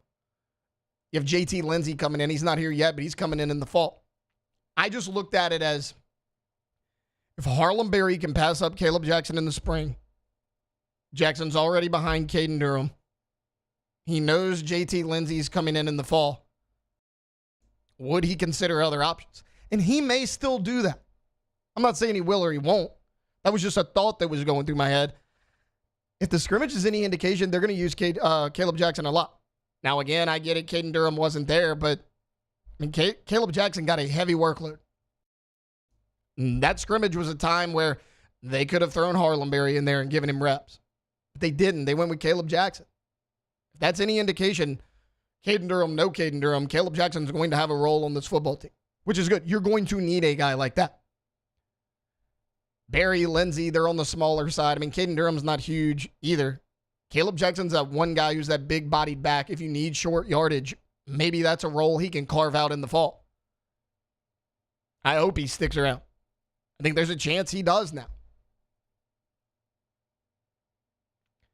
Overall takeaways of this scrimmage, though.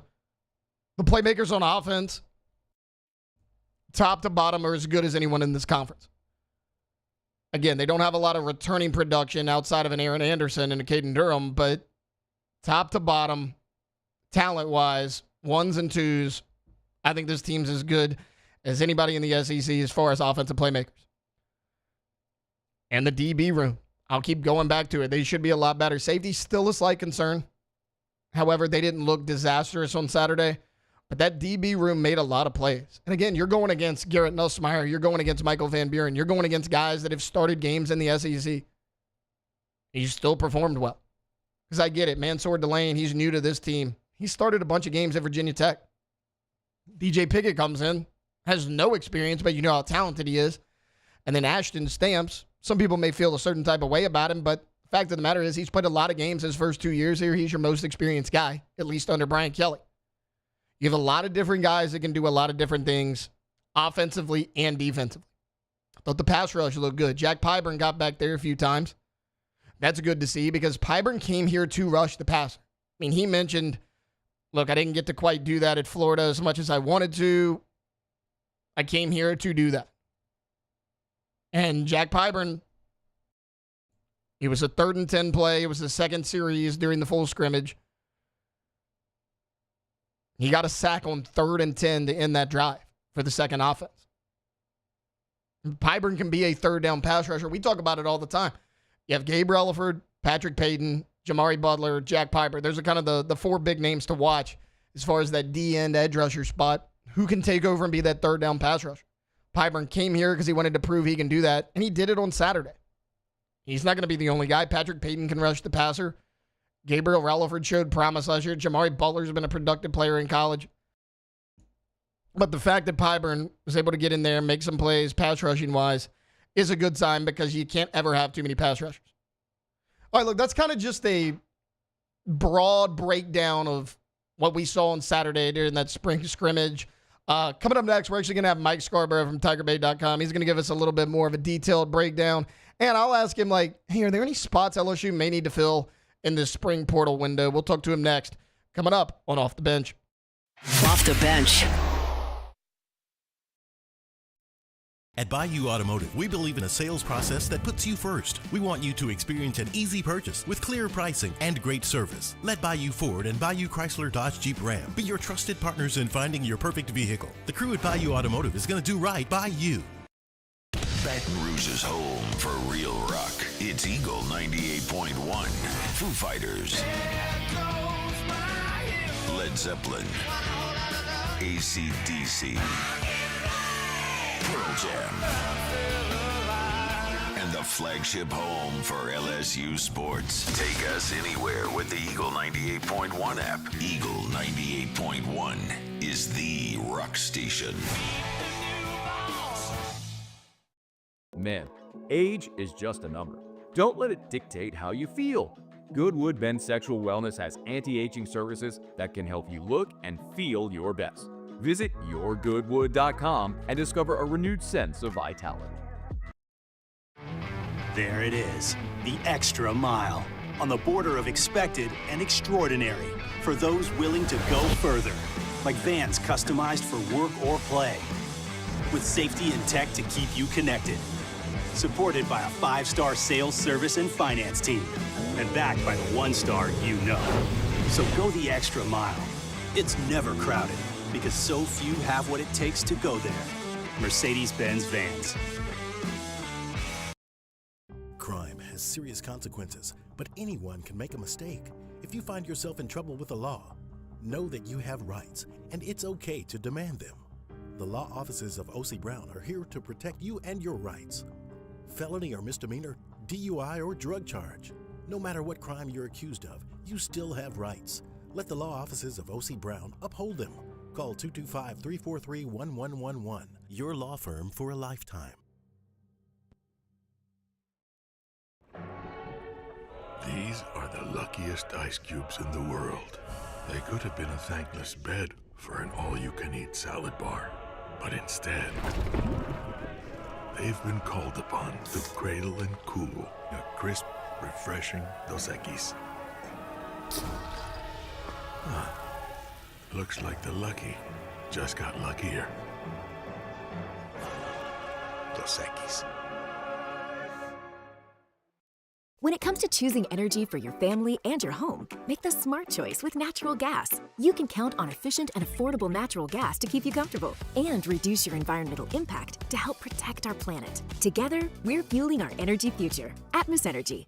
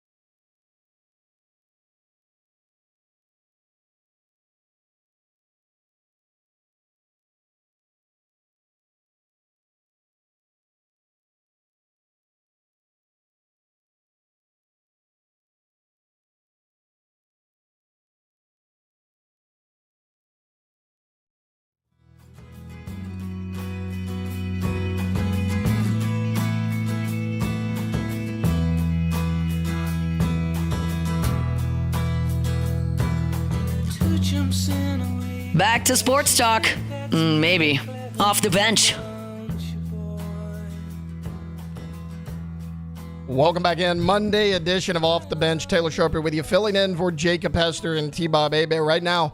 Want to go out to the phone lines, talk a little LSU spring football. Want to bring in Mike Scarboro from TigerBait.com. Mike, how are you this morning? Hey, I'm doing good, Taylor. Good to be with you, man. Yeah, thanks so much for making time, Mike. Okay, look, the LSU spring scrimmage, if you want to call it, the open practice to the fans occurred on Saturday. Kind of give you a broader question to start, whether it's the game as a whole or just spring practice in general. What's kind of been your biggest takeaway? Like anything surprise you either positively or negatively? Look, a lot of spring games are boring, although I think the previous two were decent as far as spring games. You know, it's always the thing we say, it's the best thing that comes out of it if you can get out of it without an injury. And, of course, you host a lot of recruits on that day. But Saturday was really totally uneventful. And if you were trying to look for something on Saturday to hang your hat on to justify whether you have LSU going 11-1 or 10-2, I don't think you saw it on Saturday.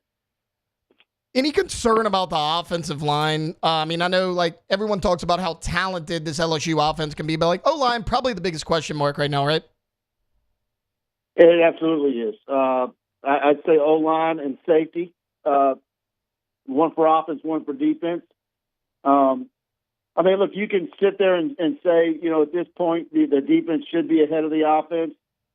But look, man, you've got a lot of new faces on defense. You got a new defensive line coach, a lot of transfer portal guys coming off the edge. Those were the guys that impressed most during the spring scrimmage.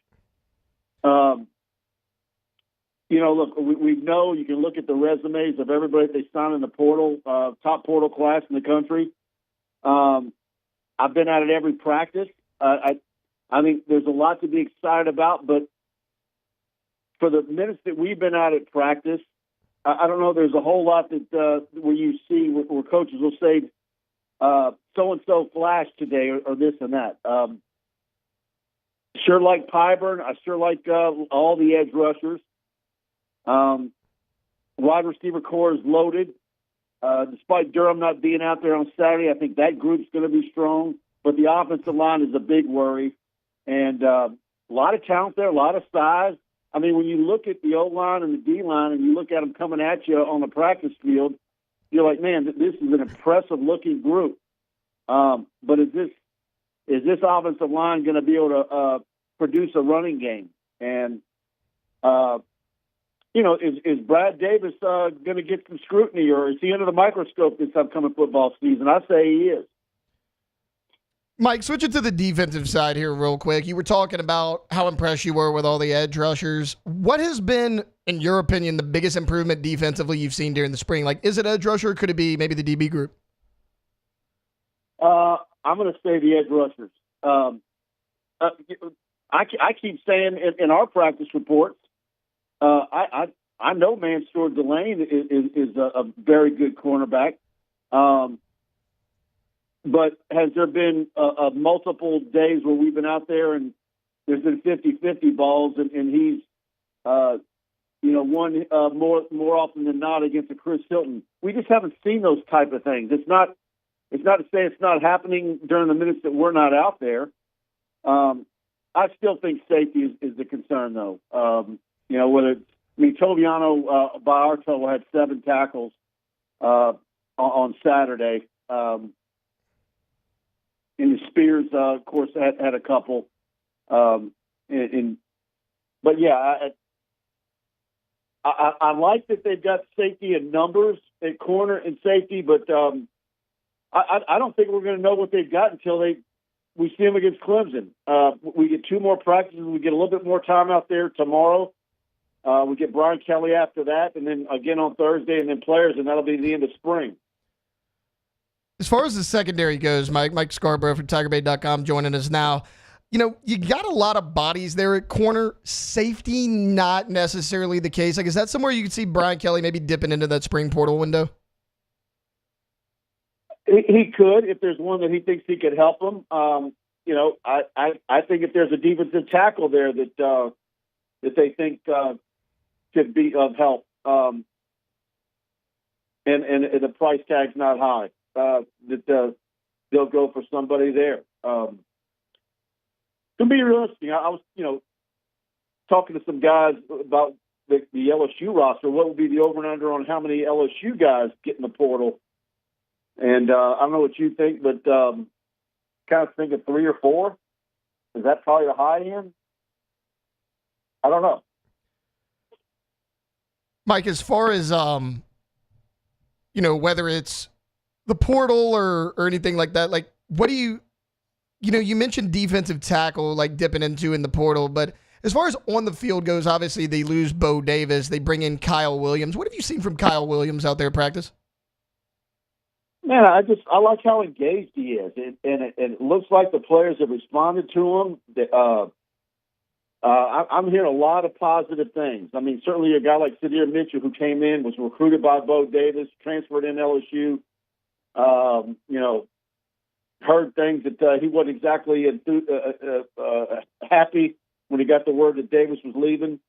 But I think when you bring in a guy like Kyle Williams, who's highly revered up in Buffalo, and his NFL career ended not too long ago. That had to have been an eye-opener, despite not having much experience coaching defensive linemen other than at the high school level. Seen some new drills out there that we haven't seen before, so he brought some of that. But there's no denying the fact that he knows the position, and I think he's. I don't know. I like from what I see. I just like the way the interaction that I see out of him with his players, with his group. Mike, switching back to the offense here a little bit. The tight end position, you obviously lose Mason Taylor, who is like your most productive tight end you've ever had here. You bring in Bauer Sharp. You obviously have Trey'Dez Green. Like, Bauer Sharp's going to be your more traditional tight end. Where do you see Trey'Dez? I mean, I know like a lot of people like him out wide. A lot of people like him as that traditional tight end role. I mean, you think he'll kind of be that hybrid? I think he's going to be. I would love to know what their target weight for him is, and how many calories they're trying to put him each day. Is there a weight that they say this is the maximum we want to go with him? If we go any heavier than that, he'll lose his effectiveness as a receiver. But at the same time, you want him to be able to run block and move his guy down the red zone. Bauer Sharp's not exactly a big guy either. That's why I was just kind of like, if you ever go power, do you have the tight ends for power? I love what I've seen, how they've been utilizing Bauer Sharp in practices. Some of the plays we've seen with him and quick slants and so forth, that they utilize some of that stuff in games. He's an absolute weapon. And so, yeah, I mean, LaFleur obviously is gotten bigger already, but he's a true freshman. I've kind of wondered for months out loud, if there was another tight end there, would they get one? Not just because not that you need one, that maybe you just need one for just for safety purposes in case of you have an injury or two at that position. Mike Scarboro with us right now. Mike, before I get you out of here, just one more for you. Offense, defense, wherever you want to go, like going into the fall, leaving spring, what do you think LSU's deepest position is? Wide receiver. When you start talking about who's going to get in the portal, I mean, they've got so many capable wide receivers. Let me ask you this. If Jawan Johnson wasn't needed at quarterback, where would he be right now? Yeah, I was thinking about that the other day because, with Colin Hurley coming back, I'm like, do you move him to defense? Or do you keep him at running back? It's like you're not going to play him at receiver. Yeah, no, I get it. Like, that's such a deep group. Yeah, and so you look at if you go one through whatever with your wide receivers, who's your last wide receiver? And I guarantee you he's a very good wide receiver. Is there a guy there or two that say, man, they're just too deep here, and I'm not going to get to play? I think Jawan Johnson is a wide receiver, but he's not a wide receiver at LSU, and he's certainly not a wide receiver at LSU if he keeps getting moved around and doesn't get a chance to develop there. Mike, thanks for hopping on with us. Before we get you out of here, let people know where they can find your stuff. That's it. Go to TigerBait.com, our YouTube channel, LSU Tigers on TigerBait. You can follow me on X, at Scarboro Mike. All right, Mike. Thanks for hopping on with us today, man. All right, man. Talk soon. Yep. It's Mike Scarboro with TigerBait.com. All right, we're going to take a quick timeout. The LSU softball team was in action this weekend. Spoiler alert, didn't go well for them. We'll talk about that a little bit when we get back here on Off the Bench. Off the Bench. Tommy's Windows, Doors, and Siding. Go Tommy's.com. GEAUX. Tommy's.com is a website. And when you work with Tommy's Windows, Doors, and Siding, you are going to see the difference clearly. Get it? That's a window joke. But the work, that's no joke. You want Hardy Plank Vinyl Siding, Wood or Vinyl Windows. You want energy-efficient options that pay for themselves over time due to the money that you save on bills. You want lifetime warranties. It's all at Tommy's. So go to GEAUX Tommy's today. Looking at doors, as I said, windows, siding, and take advantage of their integrity, take advantage of their dependability, their professionalism, their efficiency, all at GoTommys.com. Go to the website today and see what they can do for you. You can check out the gallery of work, which we always tell you about. It's going to blow you away what they've done for your neighbors here in the greater Baton Rouge area. Testimonials also of past clients will always remember they can customize your job, have Tommy and the team come out, show them what you want. They're going to make sure it gets done at GoTommys.com. Family owned and community driven. Service Chevrolet Cadillac, a legacy you can trust since 1972.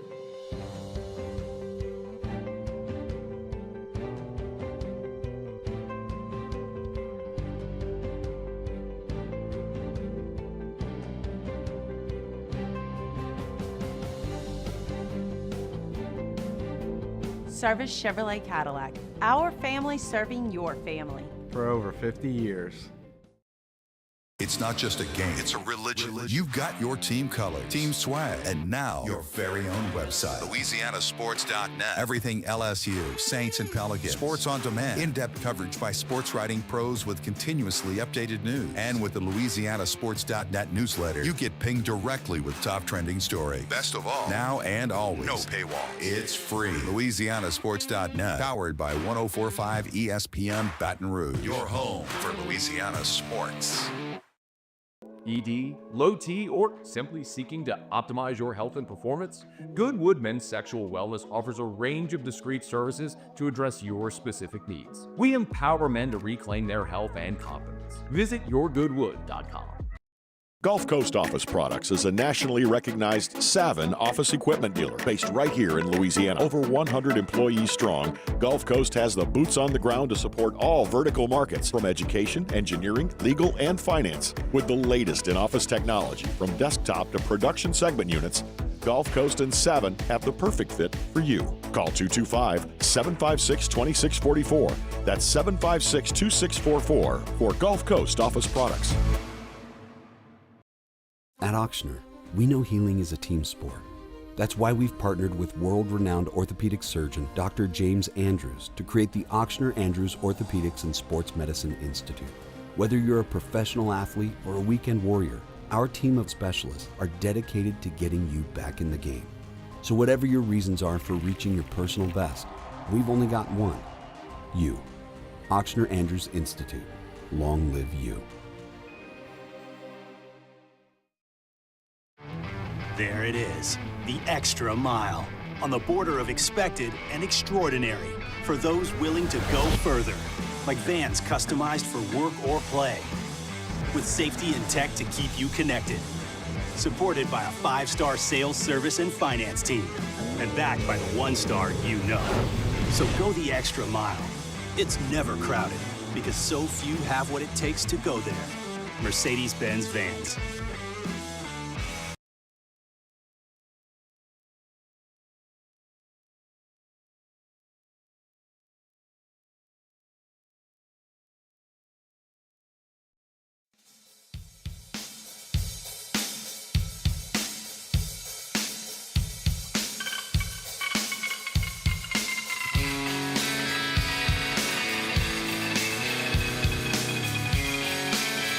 Back from the break, where the sports talk gets real. Kinda. Off the bench with Hester and T-Bob. All right, go to yourgoodwood.com. Yourgoodwood.com. Men's sexual wellness. I always tell you, live life without fear or embarrassment. Because you shouldn't have to. You don't have to. In fact, there's answers to the questions. You just got to go to the website. Because you go to the website, you can find a full list of services that they offer over at Goodwood. You go to the website and you can book your appointment right there. Look, discreetly if you want to, right there on the website. But again, the tagline is true. You can live life without fear or embarrassment. So this is something that people deal with, but you have to get it dealt with. And that's what Goodwood is going to do for you. So again, you can book your appointment. You can find pricing, all that on the website. The website is yourgoodwood.com. The number 225-4GD-WOOD. Goodwood, yourgoodwood.com.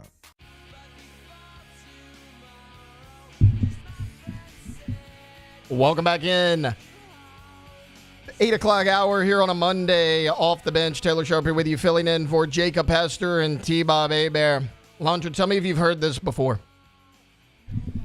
Okay. The LSU Tigers got swept in an SEC road series this weekend. We already talked about this, right? Unfortunately, I don't think we have. That's true because this is the softball team, not the baseball team. Yeah. Both swept in the exact same weekend. Look, we mentioned it at the start of the show, guys. Not a great weekend for LSU athletics. It was kind of a carbon copy of what we saw from the baseball team. So on Friday, your starting pitcher, Sidney Berzon, who has been your ace for multiple years now, got hit often. The Tigers lose game 1, 12-7 to Texas A&M of all teams. Like, it had to be Texas A&M. Here's Berzon's stat line. I mean, we're used to Berzon going a full 7 innings. No reliever comes in. Like, she's pretty much she has as long a leash as you want to give her. 4 innings, 8 hits, 9 runs, 6 of them earned, 4 walks, only 1 strikeout.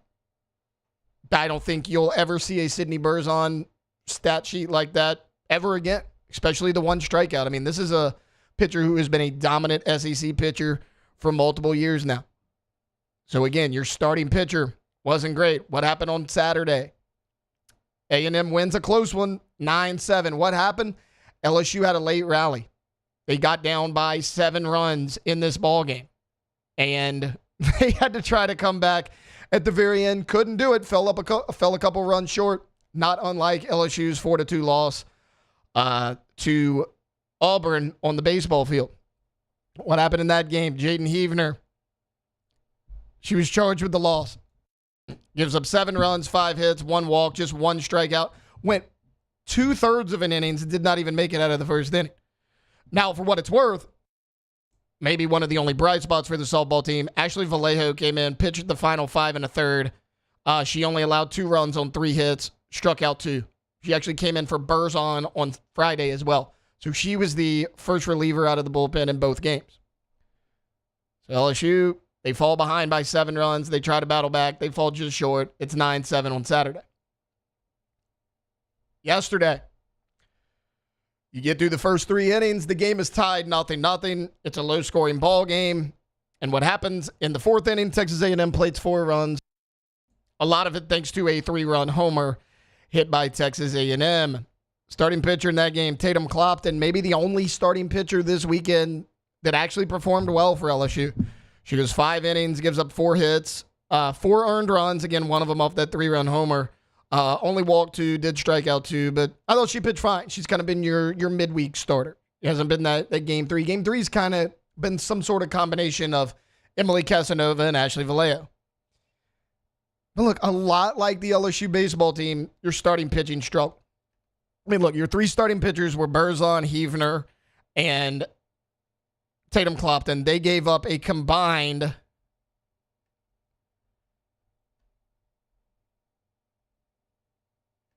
a lot of runs. They gave up a combined 15 runs this weekend. 15 runs by your 3 starting pitchers. That's not winning softball. I mean, we talked about it with Kate Anderson, with Anthony Irons, and with Chase Shores. None of them went further than 5 innings. That's exactly what you saw in softball. Now, softball is obviously only 7 innings, so that's a lot further, but, I mean, none of them.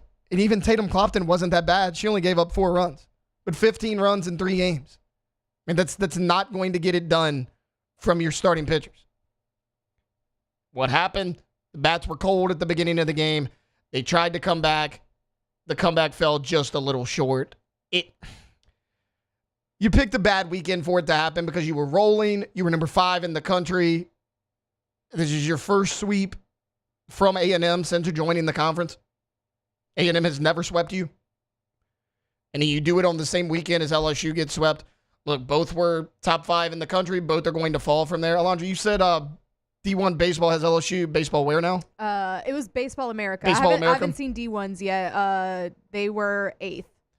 So we dropped 5 spots. That's probably about where the softball team's going to be. I mean, it's not going to get any easier. We talk all the time about, LSU baseball has this gauntlet of a schedule. Guys, look at the softball team that's coming up.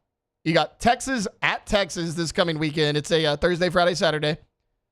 No midweek for LSU softball for what it's worth, which is probably a good thing. Then you play Florida, Then you have Arkansas on the road. Then you have the SEC tournament. I mean, it's not going to get any easier for the softball team as well. It's one of those weekends where everything that could have went wrong did. Because a lot like the baseball team, your starting pitching was really good on the softball team. I mean, we had talked about it, how big of an impact Jaden Heavner made on this team, because in years past, Sidney Berzon was dominant. Outside of that, you kind of had to piece your other two games together. With Berzon and Heavner, you had two pitchers that could go the entire game, did not have to use any bullpen arms. That wasn't the case this weekend on Friday or Saturday. It wasn't the case for Cade Anderson, Anthony Hyens, and Chase Shores. I mean, that's why you're like, oh, both teams got swept. Yeah, it was a carbon copy. The bats were cold. The pitching was awful at the beginning of the game. Your bullpen came in, settled it down a little bit. You tried to make a comeback at the end, but you're playing top 10 teams, and you failed to make a comeback. I mean, that's kind of what it boils down to. And this is not, I mean, Alondra was talking about Jay, changing the matchups or the lineup matchup based. Softball didn't really do that. I mean, it was just all of your hitters. I mean, Tori Edwards, who is like one of the best softball players in the country, she had an off week. Danica Coffey, she didn't get on base like she normally did. I mean, top to bottom, 1 through 9 on that softball roster is usually pretty good. They all picked the weekend to be bad because you could say, okay, well, they scored 7 runs on Friday and still lost. They were in a 7-0 hole.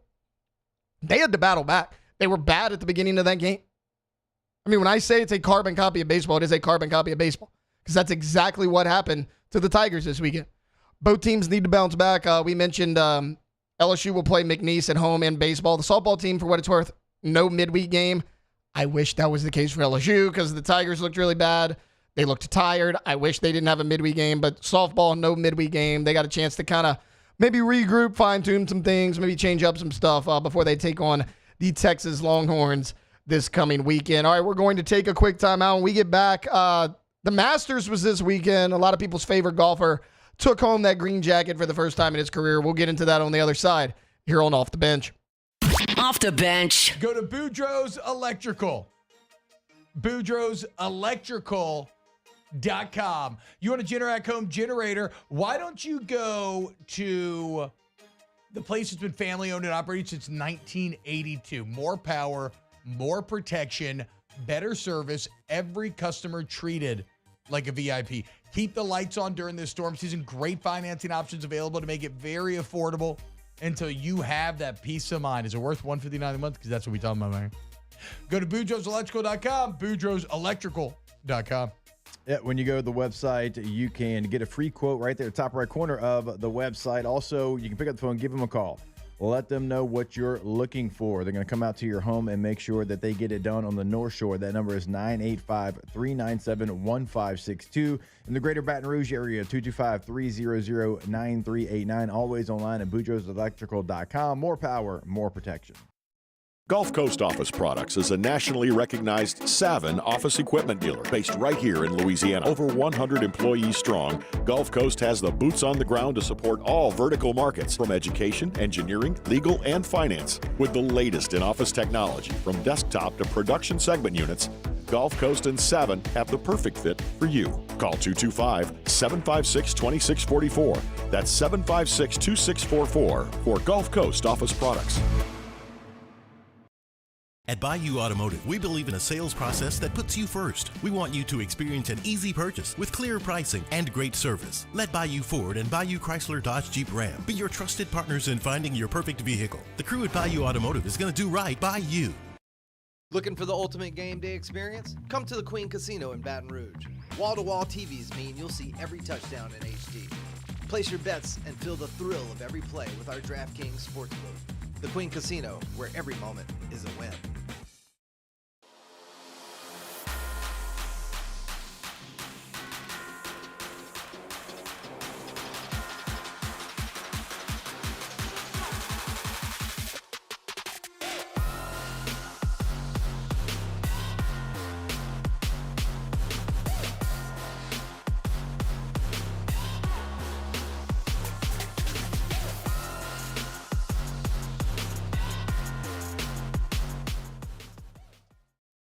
Family owned and community driven. Service Chevrolet Cadillac, a legacy you can trust since 1972.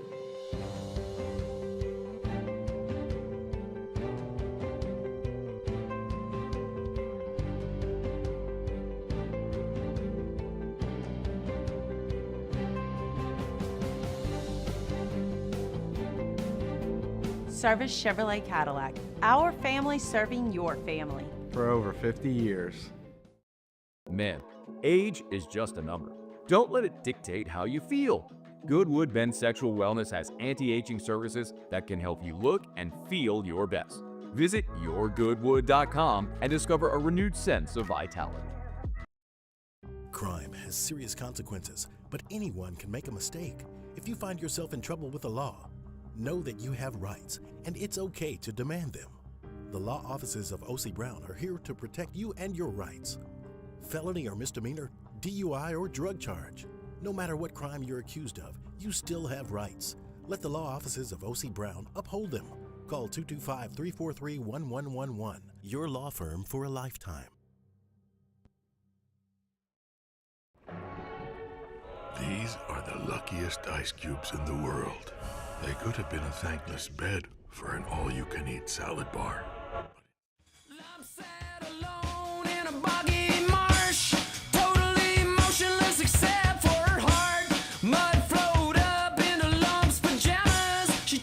Welcome in to the best morning sports-ish show around. Off the Bench with Hester and T-Bob.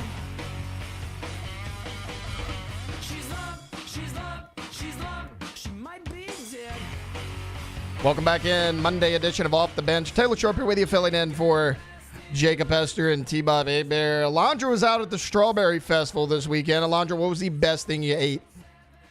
I don't know. I had a strawberry shortcake that was really good.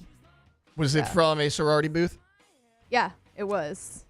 I forget Never mind. I was going to say but- maybe you remember because they do the same every. I can't remember. I think it's their booth was super cute. Like it was painted pink. Yeah, it's either AOPI or Phi Mu. Can't not remember, but yeah, we had the booth right next to him. We used to sell. We used to do red beans, corn nuggets, fried pickles. That's what our booth did. Oh man, I love corn nuggets. Corn nuggets are so And y'all know I made it part of my master's meal. I love boudin egg rolls. You do? And there's a softball team out there that was selling boudin egg rolls. So I was like, let me support this softball team, and also I love support myself with some boudin egg rolls. Yeah. No, I get it. So it was good. There's some crawfish out there. I didn't get any though. I should have, because I wanted some crawfish real bad this weekend. Speaking of making a meal and what Alondra's Masters meal would be, we're going to have a new Masters meal next year as Rory McIlroy wins the Masters this season in about as dramatic a fashion as you possibly could. So if you were staying tuned throughout the week, Rory was kind of, hovering around 2-3 under Friday, and Thursday and Friday, kind of hovering around that 6 or 7 spot. Storms back on Saturday, hits a 66 after hitting a 66 in round 2. That put him at 12 under. So he was at 12 under going into the final day. Bryson DeChambeau was at 10 under. And then there was a gap of about 8 under or 7 under. And I was like that. If you remember, Justin Rose was the leader after the first 2 days. We'll get to Justin Rose in a second. But, Rory and Bryson DeChambeau paired together on the last day. I was pulling for both of these guys. I think Bryson gets a lot of unnecessary hate. I mean, I'm not a huge golf watcher, but I watched that little ride along he did with Donald Trump, and he just seemed like a really fun guy. I mean, he was cracking jokes the whole time. Like, I get it. A lot of people are like, oh, well, Bryson DeChambeau, this and this and this. They get mad at every single thing. I don't know. Bryson seems like an all right guy. I don't mind Bryson DeChambeau. I mean, Rory McIlroy is a guy who's come so close in so many Masters and just was never able to break through. A lot of people wondered if he ever would. So Rory comes in the final day, 12 under. DeChambeau comes in at 10 under. Those are the top two. Justin Rose, who I mentioned, had the lead through the first 2 days. Justin Rose came all the way back. He shot a 66 in the final round. Rory, on the other hand, shot 73, so he actually lost a stroke. So Rory finishes at 11 under, but so does Justin Rose. Bryson DeChambeau, he fell apart. He shot 75. He lost 3 strokes yesterday. He finished tied for 5th with 7 under. For what it's worth, Scotty Scheffler, everybody follows. He finished 4th at 8 under, and that's kind of where he hovered the entire tournament. I mean, Friday he did not have a good day, but he still managed to finish like 6 or 7 under. So he kind of hovered at 7 or 8 under the entire weekend. But Rory McIlroy, Justin Rose, they finish 18 tied. They have to go into a playoff. Justin Rose hits a bad shot. He sinks it. It's up to Rory McIlroy. If he can make it in one less shot than Justin Rose, he'll take it home. He has a pretty easy putt. He knocks it in and then ultimately wins the Masters. But if you watch that video, like, you saw the emotion of Rory McIlroy. I mean, a lot of those golfers, you know, they'll throw their hands up, they'll throw their club. He did that, but he immediately fell to the ground. He put his hands on his face, and he just started crying. I mean, Rory just started crying there in front of everybody. You know, we know how big of an obstacle this was for a guy like that. It was exciting to see. So big congratulations to Rory McIlroy. We'll obviously get to him in weekend winners, but okay. What do we think Rory McIlroy's Masters dinner will be next year?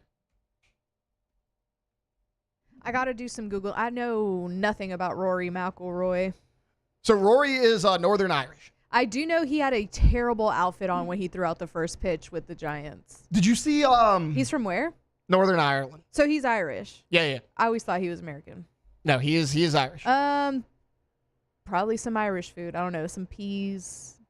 What's the bangers and mash? Yeah. I hope not. Irish food's not that great. I mean, like, I like a good Irish pub, but I'm thinking shepherd's pie. He's shepherd's probably pie. Gonna do a shepherd's if pie. he did like a fancy shepherd's pie, yeah, like a good shepherd's he'll pie. have plenty of alcoholic beverages to choose from, whether it's like Corned an Irish beef. red ale, corned beef. Okay, I mean, I don't know. We're getting into it. Guinness. Yeah, he could do a Guinness. He could do like an Irish red ale, something like that. I don't know the wine situation in Ireland, but no, it was good to see Rory McIlroy win the Masters. We'll continue to do a dive on what we think Rory McIlroy is going to do for his Masters meal. But look, the guy who sits in this chair 1-3, Hunt Palmer, you're going to see Hunt come in here super, super excited. You know, Hunt always he wants to pull for the American golfer, right? But like Hunt came in today or Friday and he was like, guys, I'm pulling. He's a traitor. He was like, I'm pulling for Rory. Wow. Oh, I know. Me and Musso gave him a little bit of crap on Friday, but he's like, guys, Rory's never won. He's such a nice guy. Like, I have to pull for Rory McIlroy. And we know how Hunt feels about live golf. Like, if you have ever considered playing for live golf, like Hunt Palmer wants nothing to do with you. So No. he hates Bryson DeChambeau. He hates all these guys that went and played for live golf. But well, I confronted Hunt on that, and Hunt admitted something, Alondra.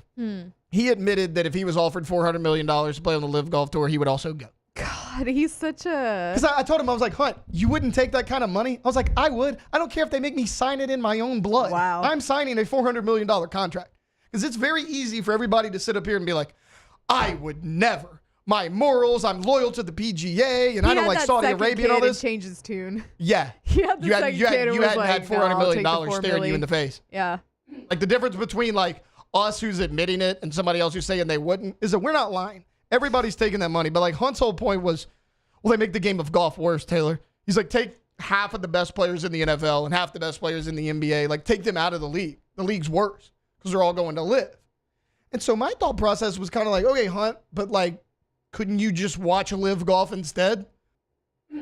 That didn't go over well. Hunt goes, I'll never watch a second of live golf. Taylor, they have ruined the PGA Tour. They've just ruined golf. And I'm like, would you take the money? He's like, if I'm those guys, I was like, no. Not if you're those guys. If you were Hunt Palmer, would you take the money?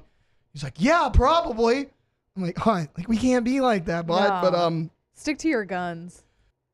Right, exactly. Stick to your guns. They got this thing called soda bread.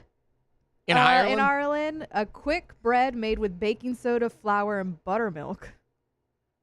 All right, that just seems like normal bread. Yeah, maybe the baking soda, but I kind of feel like that's normal. I feel like you put baking soda in bread. Yeah, so far the Irish food sounds like it sucks. Yeah, not a fan. I mean, I'm an awful cook. I've explained that to you guys multiple times. Cassie, I broke a microwave cooking Easy Mac one time. How do you do that? Well, it's amazing what an extra zero does time-wise. I mean, you wouldn't think a zero would make that big of a difference. So, well, that's kind of on you for not being like, huh? Oh, no. Why would this take 10 minutes in the microwave? That's about when I realized. It was about 10 minutes later. So, if you look at the Easy Mac, it's a Kraft Easy Mac. Everybody's had it. You look on the back. It says, add water to fill line, cook for 3 minutes and 30 seconds. So, I just punched the number, trying to type 3:30. I must have typed like 33 minutes. Keep in mind, I'm in like 7th grade at this point. I'm sitting there watching TV, and I'm like, I feel like it's been a long time. Like, I feel like it's been like at least 10 minutes now. I stand up, I go to the kitchen absolutely filled with smoke. I'm like, my mother is going to kill me when she sees this. So I open the microwave. It's sparking in there and everything. I have to take it out. Like, the bowl and the mac and cheese just looks like a big pile of, like, black ash at this point. That's pretty much what this mac and cheese looked like. And the microwave was sparking. We tried doing it. Like, we tried cooking something else, and it sparked immediately. Had to get rid of it. Had to get another microwave. Luckily, I was only in 7th grade and didn't have a job, so I actually did not have to buy the next microwave, even though I probably should have. But anyways, long story short, shout out Rory McIlroy for winning the Masters. Completes the career Grand Slam. He has now won each of the 4 major tournaments that professional golf has to offer. The Masters was obviously the hurdle he never thought he could get over, but he ultimately does. All right, look, that's going to do it for hour number 2. We got one more hour left. We have been jam-packed with LSU news, the New Orleans Saints. We just talked a little Masters there. Coming up in hour number 3, we're going to have some fun. We got weekend winners coming up at 9 a.m. Devin Snow is going to hop on with us at 9:15. We'll see where that conversation goes. Devin's a guy that likes to hit a bunch of different topics. And then I do want to mention Nico Iamaleava. News that, well, just tickled me to death on Saturday. Happened to Nico Iamaleava and the Tennessee Volunteers football program. We'll get into all of that, so stay tuned. That's all coming up. We'll close it out with Ask the Bench, as we do every day. Off the bench. There it is, the extra mile, on the border of expected and extraordinary, for those willing to go further, like vans customized for work or play, with safety and tech to keep you connected, supported by a 5-star sales, service, and finance team, and backed by the 1-star you know. So go the extra mile. It's never crowded, because so few have what it takes to go there. Mercedes-Benz Vans.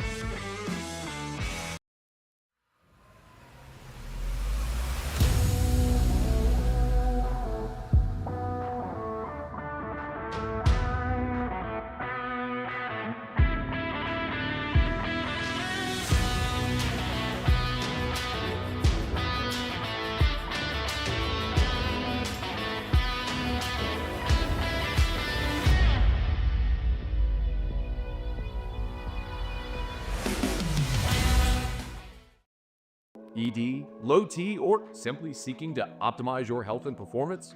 Goodwood Men's Sexual Wellness offers a range of discreet services to address your specific needs. We empower men to reclaim their health and confidence. Visit yourgoodwood.com.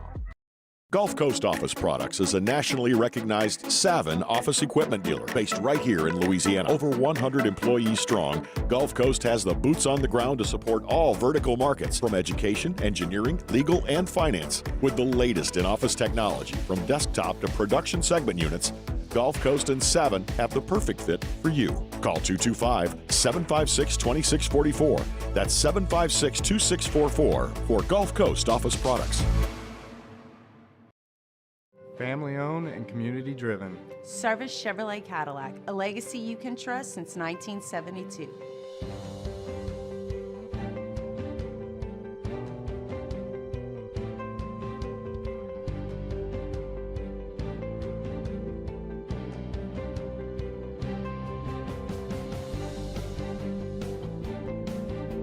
Service Chevrolet Cadillac, our family serving your family. For over 50 years. Crime has serious consequences, but anyone can make a mistake. If you find yourself in trouble with the law, know that you have rights, and it's okay to demand them. The law offices of O.C. Brown are here to protect you and your rights. Felony or misdemeanor, DUI or drug charge. No matter what crime you're accused of, you still have rights. Let the law offices of O.C. Brown uphold them. Call 225-343-1111. Your law firm for a lifetime. These are the luckiest ice cubes in the world. They could have been a thankless bed for an all-you-can-eat salad bar. But instead, they've been called upon to cradle and cool a crisp, refreshing Dos Equis. Looks like the lucky just got luckier. Dos Equis. At Auctioner, we know healing is a team sport. That's why we've partnered with world-renowned orthopedic surgeon Dr. James Andrews to create the Auctioner Andrews Orthopedics and Sports Medicine Institute. Whether you're a professional athlete or a weekend warrior, our team of specialists are dedicated to getting you back in the game. So whatever your reasons are for reaching your personal best, we've only got one: you. Auctioner Andrews Institute. Long live you.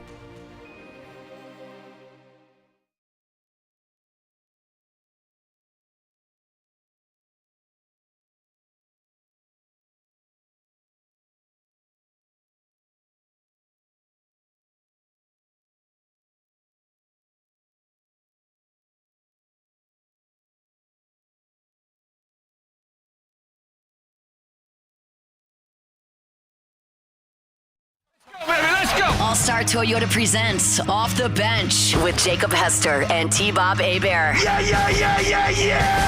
Off the Bench with Jacob Hester and T-Bob Hebert. They said I got to come off the bench. Now, here's Jacob Hester and T-Bob Hebert.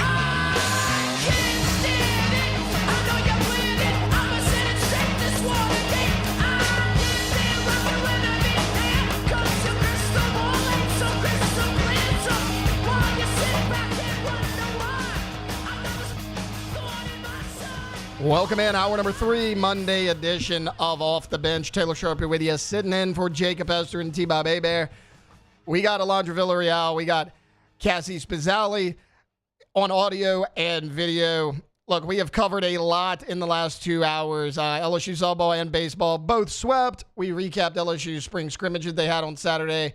Derek Carr might be done for the 2025 season. What does that mean for the Saints? Does anyone even care? We dove into all of that. Right now, though, I want to start this hour as we do every Monday in the 9 o'clock hour with some weekend winners. That's how winning is done. That's right. We can't have anyone freak out there, okay? We've got to keep our composure. We've got too far. I'm by winning. I win here and I win there. Now what? Are you doing what it takes to win a championship? Wow, winning. Well, then I guess there's only one thing left to do. What's that? Win the whole thing. All right, my first weekend winner, the girl that just keeps on winning. I'm going to go Paige Becker. She has just won the national championship with UConn. She's projected as the number 1 pick in the upcoming WNBA draft. And over the weekend, she signed a 3-year deal with that 3-on-3 unrivaled league that like a lot of the women are going to because it seems to be a widely popular league. So Paige Becker's in the last 2 weeks, national champion, projected number 1 pick, signs a pretty good deal, a 3-year deal with the 3-on-3 unrivaled league. So my first weekend winner is Paige Becker's. Yeah, shout out Paige Becker. She's amazing. We all know that. My first weekend winner, got to give a weekend winner to my guy, Patty the Batty. UFC 314 this weekend. And I love Patty. I've been on the Patty train for a while now. He's one of my favorite. The lightweight division is probably, well, I don't know now that Topuria. Well, anyway, so it might be one of the most exciting divisions in the UFC right now. But I love Patty the Batty. Extremely charismatic, like has great mic skills. But he gets the win over Michael Chandler, who was ranked number 7. I think Patty was 14th or 15th. I don't remember, but technical knockout in round 3 from Patty, really proving himself. Patty is so much fun to watch. He's so fun. Have you seen the video of him like training the Marines? No. So there's a video of him. It just came out like last week. Yeah. You need to look this up. It's great. Yeah, I want to watch it now. He's doing jujitsu, and he's kind of helping these Marines train to do jujitsu for like hand-to-hand combat. That's awesome. In 2 minutes, he submitted 10 different Marines. Oh, nice. And like, keep in mind, like someone who did jujitsu, like that crap is tiring. Yeah. Like you get tired. So the fact that he fought 10 different guys, he stayed in the mat the entire crazy. time. Submitted 10 different Marines. Like all these Marines, like they had done this before. Yeah. I mean, yes, they were amateurs compared to a professional fighter, but like they weren't like you and I. Like they were trained in hand-to-hand combat, and he took them all down. I love Patty with ease, and I mean he did it in a variety of different ways. Yeah. Like he's so fun to watch. Yeah, like in the octagon and out of the octagon. So he's really good for the sport where it's kind of, I don't want to say it's falling off, but it's falling off a little bit. Yeah. But yeah, weekend winner, Patty the Batty, weekend loser, Michael Chandler. He didn't fight for like 2 years waiting on Conor McGregor, and then he fought Charles Oliveira a few months ago, lost that one, and now loses to Patty Pimblett. A lot of people don't like Michael Chandler. Is that, if I got that correct? Yeah, I think it was really like the whole waiting 2 years to fight Conor McGregor kind of thing. Yeah. But I don't know. I don't really have too much of an issue with him. Cassie, what we got? I don't really have a winner. I guess I know we already Cassie's talked about weekend it. sucked. Not okay. I guess this could technically be a winner. I filmed a wedding on Friday. Yeah. So that was Is really this your cool. first? I'm assuming this is your first wedding you filmed. This is my second time. That's so awesome. my high school broadcast teacher, who I still keep in touch with, Yeah. was I wouldn't be where I am today if it weren't for him. And so he does wedding film on the side. So I filmed a wedding with him, and it was just so much fun. But my arms are so sore. It makes I me bet. feel so out of shape because I was just holding a gimbal. So if you don't know what a gimbal is, it helps. It's like a stick type thing and helps steady the camera. Okay. And it was so heavy, so just my right arm's steadier than my left arm. So it's just my right bicep, just holding it all night for 3-4 hours, filming the whole wedding. But it was so much fun and really good experience. Cassie's getting ripped at the weddings. Cassie, the weekend She'd be winner. super swole, just her right arm. Yeah, just my right your bicep. arm. So my next weekend winner, we talked about Rory McIlroy winning the Masters. My next weekend winner is all the people on the internet, on Twitter, that are going to make memes out of this. I had Cassie bring up the picture during break. If you guys did not see this, on Friday, I don't remember which hole off the top of my head. Me and Moose were watching it here in studio. Scotty Scheffler hit his ball into the trees. I think it was maybe 18. I think that's maybe how he finished his day. Scotty Scheffler did not have a great day on Friday. He actually able to manage it a lot more than some golfers would, but he hits it in the middle of this big magnolia tree. And guys, it's like a 10 to 15 minute discussion with the crew about hey, do we take a drop? Do I hit it out of here? What do we do? And there's a point where Scotty Scheffler, you can go ahead and pull up the picture, is sitting in this magnolia tree, contemplating life, contemplating where he's going to hit this ball. I am ready. I am disappointed in the lack of memes already. I am ready for all the memes here. I mean, if you guys were watching this live and you see how big of a tree this was, Scotty Scheffler looked like a speck just sitting there contemplating everything in his golf career. And he sat there for a good 5 minutes or so. So weekend winner Scotty Scheffler, because he actually hit a pretty good shot out of those trees and was able to save par on that hole. So my next weekend winner, Scotty Scheffler, for not only hitting that good shot, but giving us all something to laugh about. Yeah, I got a weekend loser. Weekend loser, Nico Iamaleava, and I think his dad, too, because I feel like the word around town is that his dad was heavily involved in this, but... Big Nico. Big Nico. Weekend losers, because, Nico Iamaleava was shopping around, and then he sat out on the spring game, and Josh Heupel was like, we ain't doing that. We ain't doing this. So they're going to move on from Nico Iamaleava and hopefully pick up a well, I don't know about hopefully. I don't hope they do anything, actually, but probably pick up a quarterback in the portal somewhere, and goodbye, Nico. I'm glad you brought this up. We were doing a deep dive on this at 9:30. I have a lot of thoughts on this. I love this move by Tennessee. We talked about it a little bit on Friday about what was going to happen, but good on you, Josh Heupel. I was about to say, big props to Josh Heupel. Josh Heupel, we're going to give a weekend. If she gives a weekend loser to Nico, I'm going to give the weekend winner Josh Heupel. to Josh Heupel. A lot of coaches would have folded. You did not. You stuck to your guns. You let him know that no one player is bigger than the team. I love the rest of your team is going to respect you because of that. You have actually gained a fan. Yeah. I have been super critical. Any offseason I'm filling in for anybody on this show, I am super critical of Tennessee. I call them the Texas A&M of the SEC East because that's what they've been. I've been critical of Josh Heupel. Josh Heupel has gained a fan this weekend as far as I'm concerned. Cassie, what else you got? You got a weekend loser? I guess loser could be the baseball team and the softball team. I know we already talked about it, but that it was just so disappointing. And I didn't expect it from softball. Baseball is kind of, not that I expected it from baseball, but I feel like it was just kind of Baseball looked so good for so long that you were like, something's going to happen. Yeah, you knew it was going to happen eventually. To your point. Oh, sorry. No, you're good. Go ahead. I was just going to say, okay, lose the series, fine. But getting swept, Yeah. Getting swept. I was saying on Sunday, like, look, if you're going to lose the series, just don't get swept. And what did they do? They went and got swept. And I'm just like, oh, man, you just can't do that. You can't do that. My weekend loser. This is just a standing weekend loser until further notice. My weekend loser, the Dallas Mavericks. So the Western and Eastern Conference, the NBA playoffs is set. In the Western Conference, obviously the Thunder are the 1 seed, Rockets 2, and at the 3 seed, the Los Angeles Lakers, who have just been dominant as of late.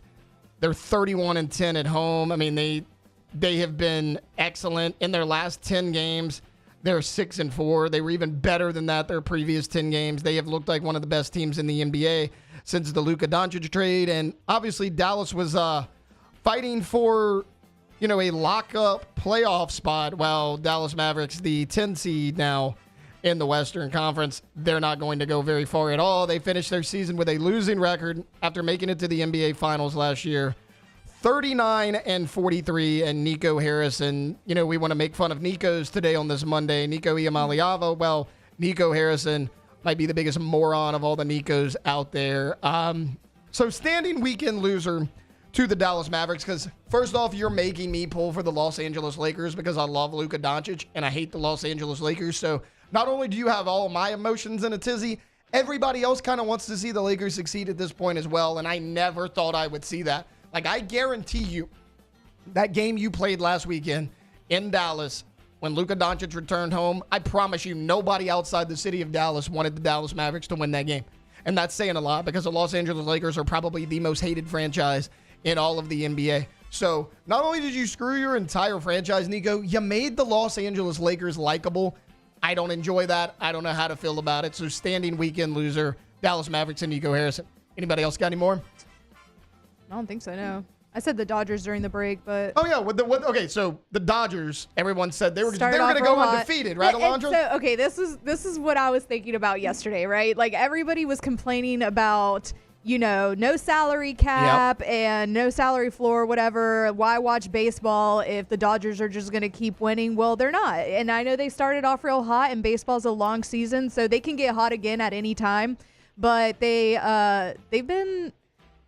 Like the last two, they lost to the Nationals. I think they maybe lost the series with them, and then they lost the series this weekend versus the Cubs, and they lost 16-0 versus the Cubs on Saturday and lost yesterday as well. So, getting a little cold, the Dodgers are. So it's just funny because it's just funny because everyone's like, well, why even watch it if they're gonna just keep winning the World Series? It's like you should watch it because this happens. Look. This is going to sound contradictory on my part because I am part of the crowd to where, like, pretty much any sport across the board, I don't like any New York or LA team. I just don't. However, like, the Dodgers get a lot of hate because where they play, because they're the Dodgers, because they spend a lot of money.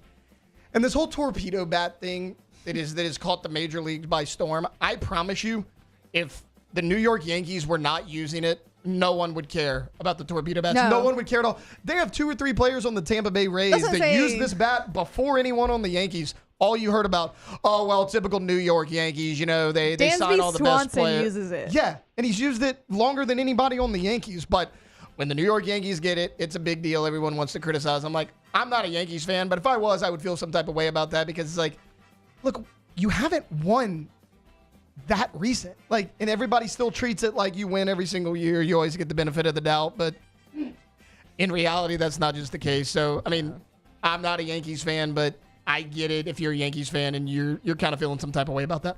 All right, look, we're going to take a timeout when we get back. Devin Snow, Hold the Mayo, is going to hop on. We'll chat with him about the weekend that was in sports, and, we'll see where it goes with Dev because he always takes it to an interesting place. That's coming up on the other side here on Off the Bench. Off the Bench. TrashRangers.com, TrashRangers.com, bottom left of the website. You can sign up for residential service right in the middle of the website, commercial service, and then in the bottom right, sign up for that roll-off dumpster. Now, if you don't know what size roll-off dumpster you need, you've got a project at your home or your business, you pick up the phone, you give Trash Rangers a call. That is 225-363-9053.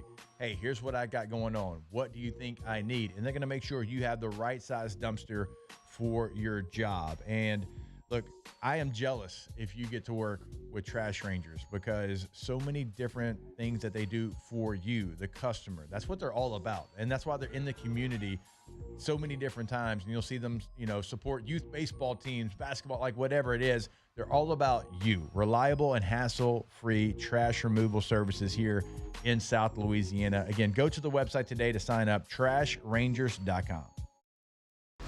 You work hard every day to pursue a life you love. You put in the time, and it shows. You're forging ahead, chasing a dream, creating something better for the ones you love. You're building your own life, so why not build your own tractor? With John Deere tractors and attachments for almost any need, the Sunshine team can help you do just that. Check out our current promotions and learn more about what it means to be powered by Sunshine at sunequip.com.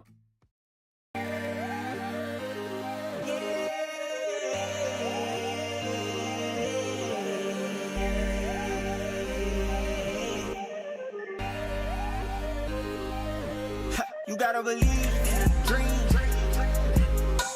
Believe. You gotta believe in a dream. Believe. You gotta believe. My whole team on wild.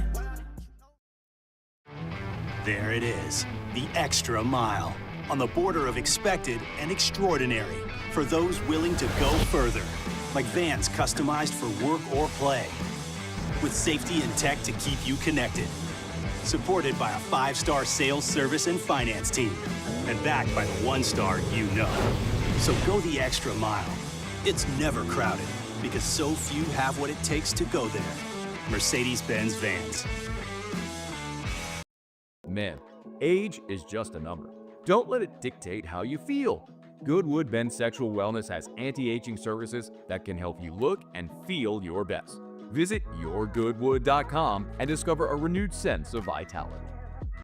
Gulf Coast Office Products is a nationally recognized Savin office equipment dealer based right here in Louisiana. Over 100 employees strong, Gulf Coast has the boots on the ground to support all vertical markets from education, engineering, legal, and finance. With the latest in office technology from desktop to production segment units, Gulf Coast and Savin have the perfect fit for you. Call 225-756-2644.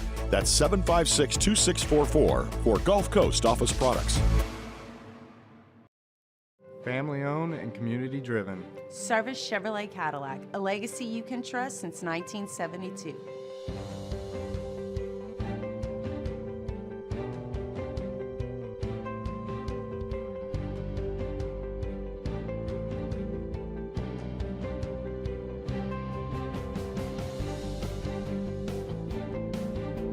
Service Chevrolet Cadillac, our family serving your family. For over 50 years.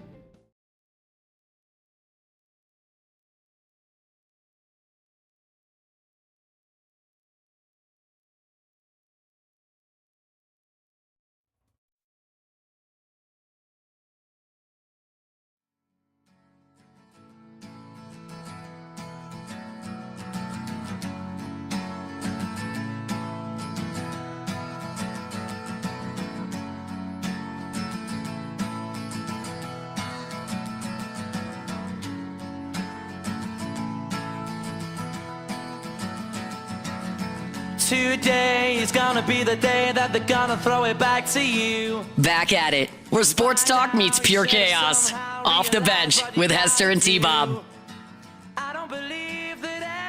Welcome back in, Monday edition of OTB. Taylor Sharp sitting in for Jacob Hester and T-Bob Hebert. We do it every Monday about this time. Let's bring in our guy, Devin Snow. Hold the mayo. Dev, what's going on today? Taylor, what's up, bro? How you doing, man? Man, I am doing good.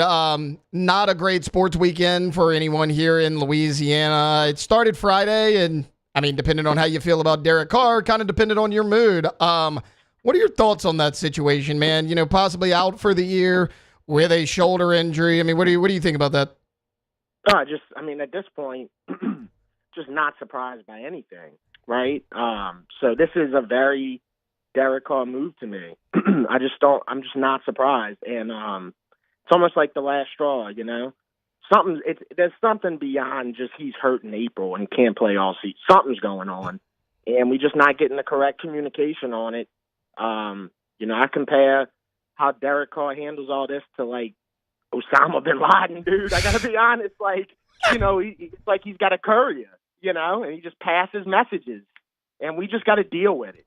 And I'm so exhausted on it to where I don't even care no more about what's going on with this guy. You know what I'm saying? It's just a colossal waste of time, colossal waste of money, colossal, horrible free agent signing. It's got to be the worst of all time. I guess that's where I was going next. Like, where do you rank the Derek Carr signing all time? Like, of all the Saints blunders, the worst, especially since I've been alive. The worst. There's been worse quarterbacks that we brought on, but when you look at the whole entire picture, this is just the worst experience the Saints have ever been a part of. And I'm looking, and like, I know that there's reports is like, oh well, they may have known about this before they restructured his contract and all that. That's fine, but like, have they said how this happened? No, they haven't, and it's been 72 entire Earth hours since they announced it, and we've got no. You really think that they haven't figured out what happened by now? Yeah, like that's my thing, because like it happened Friday, and I'm like, all right, by the time I host the show Monday, like so much more information is going to come out. We have nothing. Like, did he hurt it working out in the offseason? Did he slip and fall getting out of the shower and hurt his shoulder? Like, what happened with this guy? Yeah, all we know is that he's in Paris, having a nice Paris time. You know what I'm saying? Well, Dev, he's got all the guaranteed money. Right. No, he could put stock in the Eiffel Tower right now with all the money he got from Louisiana for sure. Dev, moving on from Derek Carr here real quick. Did you watch any of the Masters this weekend? I did, man. Especially yesterday. Watched all 4 hours of it. That's why people tell you to watch the Masters. Yep. That right there. It's just great drama. And look, I had Bryson DeChambeau. Obviously, I did too. Yeah, obviously that was tragic yesterday, but I got to give props to Rory. I mean, he overcame all that adversity, and there was a lot yesterday. So props to him. Dad, Patty Pimblett this weekend. I know you're a big fighting guy. What'd you make of it? Taking down Michael Chandler. That was the worst I've ever seen Michael Chandler get whooped ever. And he's been in some wars, but that wasn't even a war. He just got absolutely smoked. Patty Pimblett is the real deal, man. And I've been a Patty Pimblett fan, but what he did to Michael Chandler was nothing short of impressive. It was amazing. It really was. He beat the electrolytes out of my. Dev, have you seen the here real quick? Okay, I was gonna say, like, we know Michael Chandler's favorite thing ever is to get on the mic after he loses and be like, walk on, and just like try to give this motivational speech. He didn't even get his motivational speech time because Patty beat him that bad. They took him out of the octagon like almost immediately. Yeah, I think. Well, yeah, because he had a really bad cut on his face. Yeah. I mean, he had to go to the hospital. It was that bad, Great stuff. Yeah, it was. It's crazy. And then the Volkanovski win. Shout out Volk. I put a lot of money on Diego Lopez because, I watch UFC. And what I've watched in UFC is Diego Lopez is a problem. And he fought Volk's game. He did for definitely 3 rounds. He just fought Volk's game. And that's how Volk wins, I like Volk, but I always said he's a round fighter, Patty, Dev, have you seen the video of Patty? It came out last week. He's going to help these Marines train in like hand-to-hand combat. And they go do jiu-jitsu. 10 Marines in a row came in that ring. Patty submitted all of them like under a minute. Yeah, and that just goes to show you it's just a whole different game. Yep. I mean, obviously Marines are, they warriors, but these dudes in MMA are like, they just know different things. Dev, this weekend in Ponchatoula was the annual Strawberry Festival. I don't know if you were out there or not. Have you ever been? Because this seems right up your alley. You talking about the Strawberry Festival? Yeah. I might have went when I was a kid. I don't really remember, but no, I haven't been in a long time. If I have been, I don't get out to Ponchatoula much. I don't blame you. Yeah, I just don't get out there much. But I know it's a huge festival. So, I just don't know. I don't know if I'll ever go. Well, the thing is, man, like, it's big, but, like, we were talking about it a little bit earlier. If that festival holds 3,000 people, Ponchatoula's like, nah, we could fit 10,000 in here easy. I mean, it is shoulder to shoulder. It's one of those things, like, you show up and you're so overwhelmed, you're like, all right, let me get a thing of strawberries and get the hell out. Like, that's where you're at. Like, it is awful. Like, my fraternity in college, we used to have to work it every single year, so I'd have to be there, like, Friday, Saturday, Sunday. Just not for me. Yeah. Well, I tell you what, I'll try to make it out there, I guess, maybe next year and see what it's all about. There's another thing that's out that way. Whatever that thing that T-Bob goes to every year, or it's called, it's like a medieval festival or something. Oh, the Renaissance Festival, yeah. Oh, yeah, I got to go to that. That's a lot better because, like, so the layout of that is, like, centered around a lake, and, like, all the stuff is kind of like the perimeter lake. It's a lot more open. It is not nearly as bad as a Strawberry Festival. Yeah, it just seems interesting. You know what I'm saying? It seems like you find some interesting cats over there. You do. So I went for the first time. I think we took a 4th grade field trip there when I was in school. I went for the first time back this year, and there are some interesting characters to say that you would thrive in that situation. Yeah, no, I definitely got to make it to that for sure. All right, Dev, let me ask you a quick Pels question. Obviously, their season was terrible. Their season is over, but Mike Malone got fired last week from the Denver Nuggets. It was a move that surprised me. It probably surprised a lot of people considering they're like a 5 seed in the playoffs. They just won the championship a few years ago. Should the Pels go after Mike Malone? Sign me up. And my favorite part about Mike Malone, he kind of sounds like he's from the West Bank. You know what I'm saying? Yeah. If you listen to him talk, he kind of sounds like he's from the West Bank. So, yeah, I'm all about it. Don't get me wrong. Look, I do like Willie Green. I think he's a great person. This situation all around, from David Griffin to Willie, whatever, the injuries, just hasn't worked out. You know what I'm saying? So that's just a part of the business. And I'd be shocked if they kept both of them. They kept David Griffin and Willie Green. But anyway, yeah, I mean, we got to make a change, man. I was talking about this last night on my show. You know, this draft, you got a chance. You know how they always say, hey, build around Zion, build around Zion. They've been saying it, right? Okay, now it's time to find somebody that's just as good as Zion. You see what I'm saying? Yeah. It's been that long. It's been long enough. Find somebody that's just as good as Zion, and let's move forward. Not saying get rid of Zion, but find somebody that's just as good and pair him with Zion, and let's see what we got, man. Because a lot of these guys that we've invested in, they can't stay healthy. And you see what the result is, man. 61 losses, which is impeccable.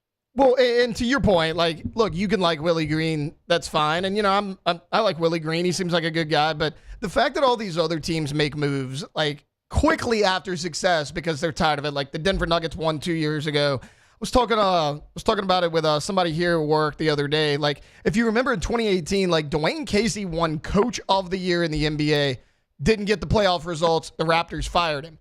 What did they do? Right. They brought in Nick Nurse. He won a championship. A couple years later, they fired Nick Nurse. And, like, the Pelicans, like, just seem like they're okay with being in NBA purgatory. Yeah, I mean, it's extremely odd. Exactly. Because, I mean, so you see in so many solid teams move on from their coaches. And here we are. You know what I'm saying? 61 losses. I mean, every time I say it, it grosses me out, man. It's like, how does it get this bad? So you have to make a complete overhaul, you know. I don't know who's in a worse position, the Saints or the Pelicans, but I'd probably say that it's about what and what. Yeah, I mean, the fact that, like, both of your New Orleans franchises are awful right now, like, because there's been a lot of talk about, oh, can the NHL bring a team to New Orleans? I'm like, the way the Saints and Pelicans have bad luck, like, do you want another team to have to cheer for that's perpetually losing? Yeah, I mean, look, I don't want to say I wouldn't welcome it, but yeah, exactly, man. It's like, what kind? Do you want triple dysfunction? That's one of those things where it's like, I feel like it'd be fun for like 2 years. Yeah, 2 months. Yeah, 2 months. Yeah, for sure. Deb, before I get you out of here, where are we going for RB&R Day? Man, I never know until after I get off of this show right here. You know what I'm saying? I never really look at it until then. But, you know, I'm thinking somewhere around Booty, Houma area, something like that. Okay, so not too far. No, never too far. You know what I'm saying? Because I do this day of. It's not like I film this Yeah. days ahead of time or anything like that. So always got to leave myself time to edit, publish it, you know, and stuff like that. Devin Snow, hold the Mayo. Dev, thanks for hopping on with us this morning, man. All right, appreciate y'all. Y'all take care. Have a great week. Yep, you too, bud. That's Devin Snow right there. All right, look, we're going to take a quick timeout. When we get back, we talked about it a little bit there in Weekend Winners. I kind of want to break it down a little bit more. The Tennessee situation with former quarterback Nico Iamaleava. We'll break down that on the other side here on Off the Bench. Off the Bench. Uh-oh. Speaking of baseball, spring has sprung, baseball's in the air, and the best beer to pair with this beautiful weather we've been having and this beautiful baseball we've been witnessing is Dos Equis. So next time you're at the ballpark or you're just at home watching the game, you're getting thirsty, you're wondering what you should do, you should go for Dos. That's right, baby. Getting good at that. And drink some Dos Equis in hour 3 today during the Champagne Shenanigans. Call them a little Dos Equis. Dos Equis. What's a D Those word that would be with like shenanigans? We were just calling it Go for Dose last week. No, I know. I was just looking for alliteration. And it doesn't matter. Look, guys, Dos Equis is delicious. Next time you get a bottle, get you a little lime, lube that neck up, sprinkle some salt, drop that lime inside, and then lick and drink to your heart's content. Go for Dos. Dos Equis. Drink responsibly. The Windsor Senior Living Community in Mandeville, Louisiana is a beautiful, vibrant apartment community geared towards seniors. They are nestled right in the heart of Mandeville, where seniors live a more carefree lifestyle in spacious apartments with the peace of mind that comes from having a little extra help. Call the Windsor at 985-624-8040 to schedule a lunch and tour. Come see how the Windsor can be your passport to peace of mind. Crime has serious consequences, but anyone can make a mistake. If you find yourself in trouble with the law, know that you have rights, and it's okay to demand them. The law offices of O.C. Brown are here to protect you and your rights. Felony or misdemeanor, DUI or drug charge. No matter what crime you're accused of, you still have rights. Let the law offices of O.C. Brown uphold them. Call 225-343-1111, your law firm for a lifetime.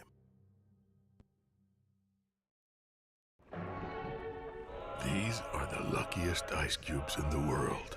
They could have been a thankless bed for an all-you-can-eat salad bar. But instead, they've been called upon to cradle and cool a crisp, refreshing Dos Equis. Looks like the lucky just got luckier. Dos Equis. At Auctioner, we know healing is a team sport. That's why we've partnered with world-renowned orthopedic surgeon Dr. James Andrews to create the Auctioner Andrews Orthopedics and Sports Medicine Institute. Whether you're a professional athlete or a weekend warrior, our team of specialists are dedicated to getting you back in the game. So whatever your reasons are for reaching your personal best, we've only got one. You. Auctioner Andrews Institute.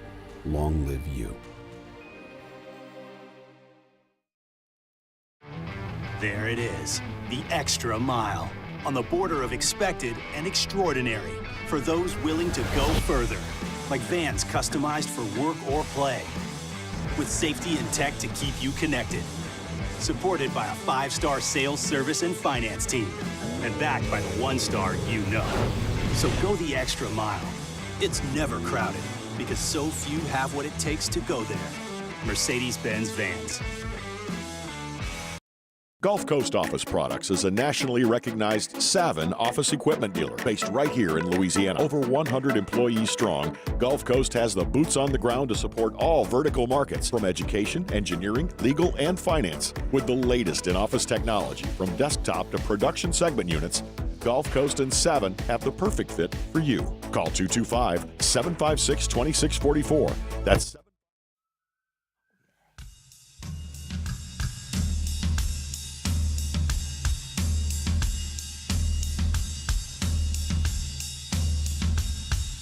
Maybe I don't really wanna know how your garden grows, 'cause I just wanna fly. Welcome back to Off the Bench, where the takes are hot and the sports talk is questionable.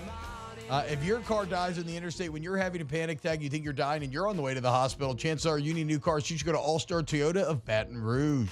Located off Airline in Goodwood, whether you're looking for a new, used, you want to lease potentially, it's all there at All-Star. And they've got the best prices, best selection. You go to the website, you can check out the deals, or just go see them, start to work with the sales staff, okay? Because the people are what separates the culture.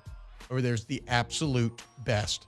Remember, we got our buy 3 tires, get the 4th for $1 deal going down right now. Go to All-Star Toyota Baton Rouge, allstartoyotabatonrouge.com. Yeah, when you go to the website, see what they've got available for you, and that is buying new, that's leasing, and that is renting. And we tell you every day because I find it like it's one of the best things out there that whatever you buy new, you can lease and you can rent. It's just not going to be found anywhere else. Like you're going to get like one option in other places. Everything's available in the rental process over at All-Star. Go to the website today, allstartoyotabatonrouge.com.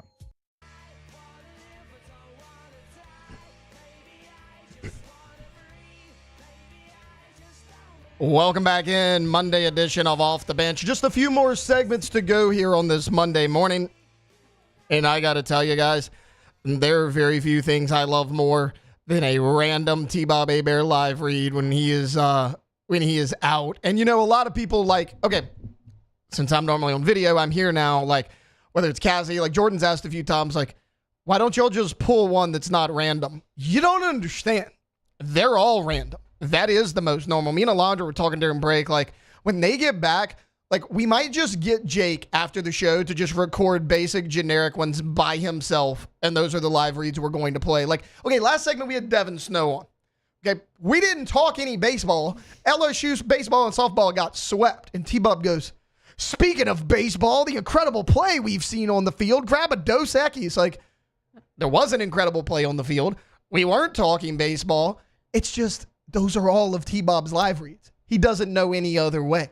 It's part of the reason why we love him. But, like, that's one of my favorite parts about filling in. I'm like, what is T-Bob going to say? Like, half the time, Alondra will play one of these generic live reads. I try my best to find a normal one. They're all like that. No. It doesn't matter. You don't even need to look anymore. The K to Z one that I tried to pull. It was like, what am I supposed to do with that, Taylor? Oh, I know. Half the time, he's just yelling and berating me. Or my favorites. It was like a 30-second live read because he's like... My favorites is like if one of my poor family members are listening, and Cassie, this happens more than you would think. One of my family members happens to be listening, and the Goodwood read comes up, and T-Bob goes, "Are you limp like Taylor? Well, get Goodwood." I'm like, bro, I'm just sitting here. I'm just sitting here minding my business, T-Bob. Why we calling me out? But that's just who T-Bob is. Okay, look, I want to talk real quick about the situation with Tennessee football and Nico Iamaleava. We talked about it a little bit in weekend winners. Alondra gave Nico a weekend loser, rightfully so, as we kind of break down a little bit what occurred in Knoxville over the weekend. So all last week, really Wednesday, Thursday, we had heard that Nico Iamaleava wanted more money. So reportedly, he had kind of an NIL contract type of deal that was $2 million over a 2 to 3 year span. He wanted around $4 million for this upcoming season. There's a problem with that. One, Nico Iamaleava is not that good. That's part of the reason the Tennessee offense struggled last year. If you don't believe me, let's look at his numbers. He goes 63.8% completion. That's fine. A hair over 2,600 yards, 26-16, 19 touchdowns, 5 interceptions. That's average to below average this day in college football. And I've heard a lot of people say, oh, well, Darian Mensah got this amount of money, and he was at Tulane, and this guy got this amount of money. Yeah, Darian Mensah was a lot better than Nico Iamaleava last year. You can say, I want market value. You're getting market value. In my opinion, you're getting paid more than what your play has shown on the field. But one of the things that I wanted to applaud over the weekend was how Tennessee handled this situation. So we were talking that, you know, he demanded more money, and also, like, what kind of a crappy move to pull, like, right before spring ends. Tennessee's kind of backed into the corner because who knows who's going to enter the transfer portal in the spring window. So what does Nico do right before the spring window opens? He comes through him. He says, hey, I want more money or I'm out of here. And, you know, T-Bob pointed this out Thursday, and he's absolutely correct because a lot of schools actually would have thought this way. T-Bob says, okay, well, Tennessee might have to do this because what are their other options at quarterback? I totally understand that. My point on Thursday was, what are Nico's options if he leaves Tennessee? Because I don't see a lot of teams wanting to knock down his door, especially if the $4 million is indeed his asking price. Let's look at some of the top teams that are around that maybe we think would pay that money. Ohio State, they have Julian saying, I think they're happy with him. They're not going to do it. Michigan just paid Bryce Underwood all that money. They're not paying that for another quarterback. Oregon's got 2 quarterbacks. They brought in Dante Moore to sit last year. He's likely going to take over. I mean, where do you go? And everyone's going to say, oh, well, it's clearly the Alabama Crimson Tide. Is it? I don't think it is. Kalen DeBoer brings in Austin Mack. He sat last year. Austin Mack was a guy that was committed to him when he was at Washington. They have Ty Simpson. You can say what you want about Ty Simpson. Is he good? Is he not good? I don't know. We haven't seen much of him, but he's been in that program for a number of years. And this is now his second year under Kalen DeBoer. He knows what that coaching staff expects. And then they bring in 5-star freshman Keelan Russell. They already have 3 quarterbacks on that roster. Whether you love them, you hate them, or you're somewhere in between, I don't believe that they're going to bring in a guy like a Nico Iamaleava. Especially with a 5-star freshman like Keelan Russell on the team, they're going to want to keep Keelan Russell around. I don't see Alabama doing that. Who are the other teams out there that are your top NIL spenders that have the money, that are championship caliber programs? I mean, I say championship caliber programs, about to bring up Notre Dame. I don't think they're championship caliber, but they're certainly in the hunt. The Notre Dame Fighting Irish was the first team that I thought of Friday when I found out Tennessee was moving on. They have Steve Angeli. If you remember Steve Angeli, the playoff game that Notre Dame faced off against Georgia, Riley Leonard gets hurt. He leaves. Steve Angeli comes in and actually leads a touchdown drive. Now, he hasn't played a ton, but what we've seen from him, he looks pretty good. He's likely the projected starter in Notre Dame. They also have a guy named CJ Carr who's looked really good in spring practice. Now, what Nico has on his side as far as transferring to Notre Dame, the last 2 seasons, Marcus Freeman has brought in a transfer quarterback. If you remember 2 years ago, it was Sam Hartman who started his career at Wake Forest. Then last season, he brings in Riley Leonard from Duke. But that doesn't necessarily mean he's going to do it here. So if it's not Notre Dame, who else could you look at? Florida State was a team that came to my mind. 2 years ago, they were right there in the thick of it for the college football playoff. A lot of people, myself included, believe they were snubbed for that spot. They lost a redshirt freshman quarterback to the transfer portal this weekend. But they did bring in Thomas Castellanos from Boston College last year. If you remember Castellanos, he's the dual threat quarterback. He was a big part of how Boston College beat Florida State earlier in that year. Now, he suffered some injuries. He didn't finish the season as Boston College's starter. But, I mean, he made some nice plays on the field. I mean, he's probably still an upgrade from DJ Uiagalelei. I don't know if it makes sense to bring in another transfer, even though you've already brought in Castellanos. No, I get it. If you think Nico's better, you're going to do whatever you can. But I imagine Thomas Castellanos got a pretty good NIL package to go to Florida State because they needed a quarterback that bad. Again, are you going to spend that type of money on another player? I don't know if you do that. So everyone can say, oh, well, Tennessee, they made a mistake by doing this. Nico Iamaleava made a mistake, in my opinion. Because if he doesn't go to one of these contenders, if none of those guys knock on his door and say, hey, we want you bad enough, you know what he's going to do? Somebody like Boise State's going to pay him, which is fine. He can make his money, and he's not going to win anything of any significance. But shout out to Josh Heupel in Tennessee for doing this. I appreciated that they did this. This is the move that I wanted them to do. And, you know, I talked about it a little bit earlier. I've been very critical of Tennessee. I've been very critical of Josh Heupel. I think they're overrated the majority of time going into seasons, but I think they nailed this. Josh Heupel told reporters on Saturday after their spring scrimmage that no one's bigger than the program. And so the tipping point was that, you know, Nico threatened to, I'm going to leave. He was a no-show on practice Friday. In the post-practice meeting, the report is that Josh Heupel told the team that they are moving on from Nico Iamaleava. Then Nico calls the offensive coordinator Friday night. He said he's in the process, filling out his paperwork, plan to enter the portal when it opened on Wednesday. Tennessee called Nico's bluff. Nico ultimately moved on, but I don't know if that's going to work out for him. Josh Heupel, I mean, after their spring game on Saturday, I think he said it beautifully. He said,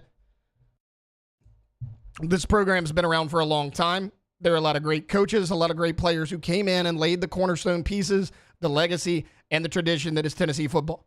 It's going to be around for a long time after I'm gone and after all these players are gone. No one is bigger than this program. And he's absolutely right. There are a lot of coaches out there, I believe, that would have folded, that would have given in to this. Josh Heupel did not. Josh Heupel stuck to his guns. He did what he thought was right. He did what he thought was in the best interest of his program. I've never been a Tennessee fan. I've never been a Josh Heupel fan. But you know what? I got a little bit more respect for the Tennessee football program and Josh Heupel after this happened. Also, don't want to not mention this. There is a report. It is not confirmed, but there is a report that Nico was actually shopping himself around to other programs. Like before he entered the portal, before the fallout with Tennessee, before he no-showed at practice, he was shopping himself around. And that Oregon was one of this, according to ESPN's Pete Thamel, representatives from Iamaleava had reached out to Oregon as one of the teams, but the Ducks were apparently not interested. I talked about the Ducks. They have a quarterback battle going on. They like Dante Moore, the former 5-star. Dan Lanning had a press conference after Oregon's latest spring practice if he had reached out to Josh Heupel, because there is a report now that Dan Lanning called Josh Heupel and said, hey, Nico's reaching out to other programs. I know this because he reached out to me. Now, that has neither been confirmed nor denied, but when asked about it, Dan Lanning didn't exactly say no. He didn't confirm it, but he didn't deny it. He said, I'm not going to get into anything except our scrimmage today. The Ducks worked really hard at our practice. I'm happy with everything I saw, and I want to move forward there. And a lot of people can say, oh, well, Dan Lanning's a snitch. If this is true, like, honestly, props to Dan Lanning as well. There's not a lot of coaches out there that would do that. I've always been a big Dan Lanning fan because I don't even like Oregon. I didn't even like Oregon until Dan Lanning got there. But if that's true, like, that's a classy move by Dan Lanning.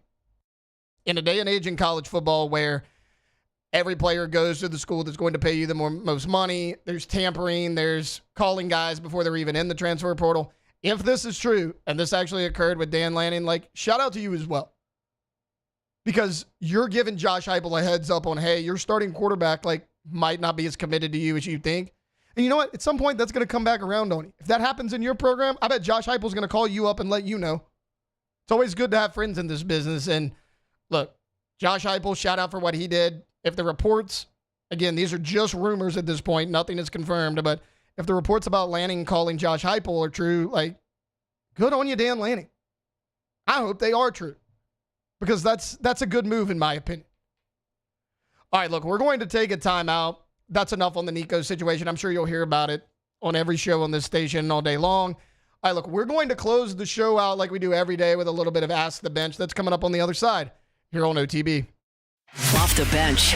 GetGordon.com. GetGordon.com is the website, and we tell you every single day, as soon as you go to the homepage, it's going to pull up. You can have a chat with them right there on the main page of the website. So any question, concern that you might have, remember, you can get a consultation set up right there on the homepage of that website. You can find cases they can handle for you in the courtroom, past client results, all right there on the homepage of the website. What are they doing in the community? Well, always something throughout the state of Louisiana. At Get Gordon is always going to be the handle on all major social media, so you can check that out as well, because like we said, I mean, they're always doing something throughout the state. Speaking of throughout the state, if you want to pick up the phone and give them a call, it is your area code from Shreveport to Ruston, from Ruston to Lafayette, Lafayette to Baton Rouge, Newark, like wherever you're at, put your area code followed by 888-8888. Get Gordon and get it done.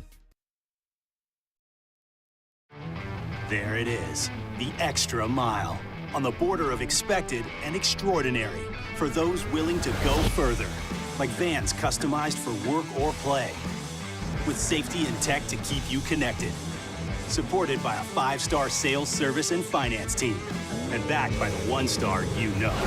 So go the extra mile. It's never crowded, because so few have what it takes to go there. Mercedes-Benz Vans. Breck teamed up to reimagine your parks, and you imagined big. With your help, we went to work, creating 12 beautiful community parks across the parish. A family-sized water park, miles and miles of trails, and parks just for your dogs. There are more places to splash, to explore, to run wild, and even soar. You imagined, we delivered. Gold. Breck, your #1 park system in the nation.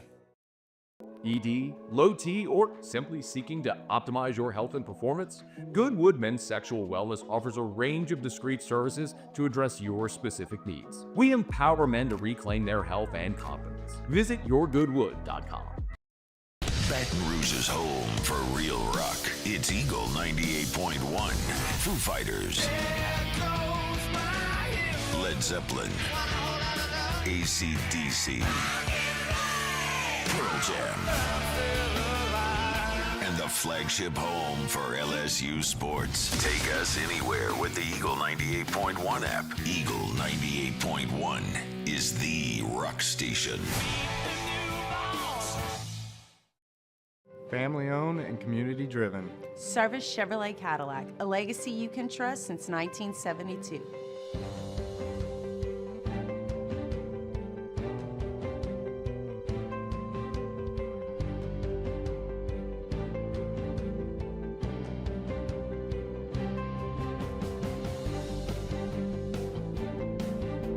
Service Chevrolet Cadillac, our family serving your family. For over 50 years. Crime has serious consequences, but anyone can make a mistake. If you find yourself in trouble with the law, know that you have rights, and it's okay to demand them. The law offices of O.C. Brown are here to protect you and your rights. Felony or misdemeanor, DUI or drug charge. No matter what crime you're accused of, you still have rights. Let the law offices of O.C. Brown uphold them. Call 225-343-1111. Your law firm for a lifetime.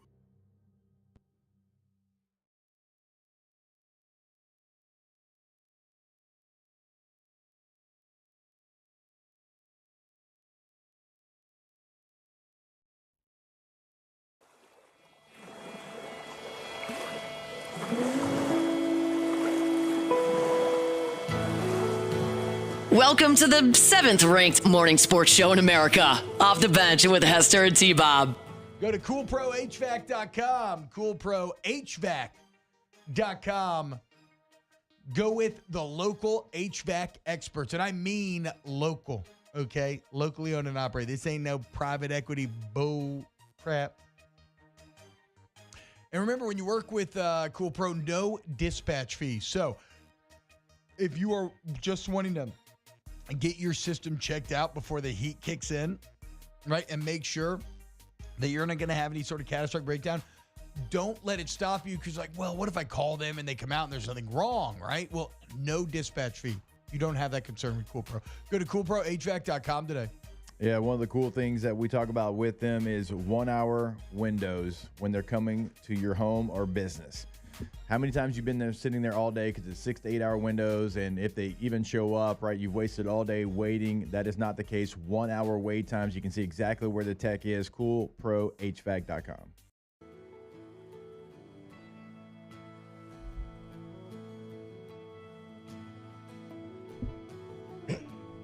Welcome back in. Final segment, Monday edition of Off the Bench. Taylor Show up here with you. Sitting in the big boy chair for Jacob Hester and T-Bob Hebert. All right, we're going to close the show out today like we do every day with some Ask the Bench. This was a perfect one for Alondra. Ask the Bench, favorite British band. There's so many good ones. The one playing right now is pretty great. I do love Oasis. I really like Def Leppard a lot too. No, I didn't think about Def Leppard. I guess I'll go with Oasis because I've been on an Oasis kick lately. Cassie, favorite British band? I can't think of any right now. What are like One Direction? Okay. Thanks, Cassie. That was going to be my answer. The Beatles? Okay. Is Queen? Queen is British. Okay. I think I'll go with Queen. You go Queen. Yeah. This shows you how much I know about British bands. We were in break, and I said, "Hey, Alondra, is the Rolling Stones British?" She said, "Yeah." I was like, "All right, well, that's my answer." So my answer will be the Rolling Stones. Yeah. Led Zeppelin's great too. Zeppelin's another good one. Ask the Bench, which Saints QB from past, other than Drew Brees, would you want to be QB1 right now over Derek Carr?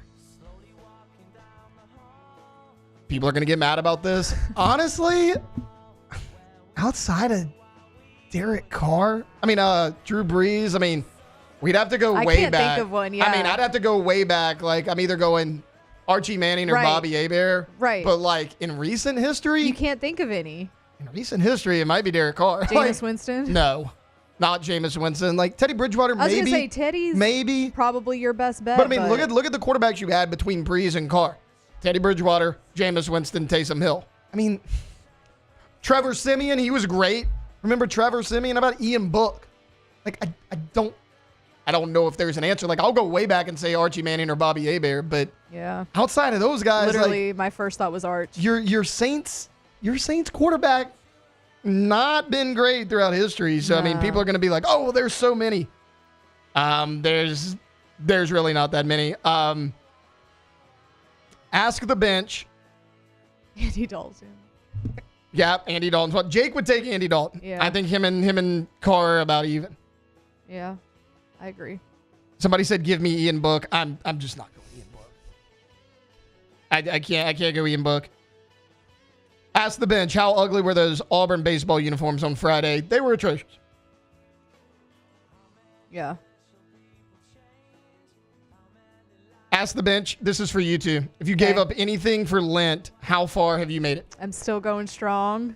I don't know about. I'm a little skeptical. I have not had Chick-fil-A. Let's go. Well, because I'm so proud of myself. I am proud of myself because I told myself I'm getting Chick-fil-A every day. I'm going to eat it right next to Cassie. Haven't done that one time. So we are all growing as people.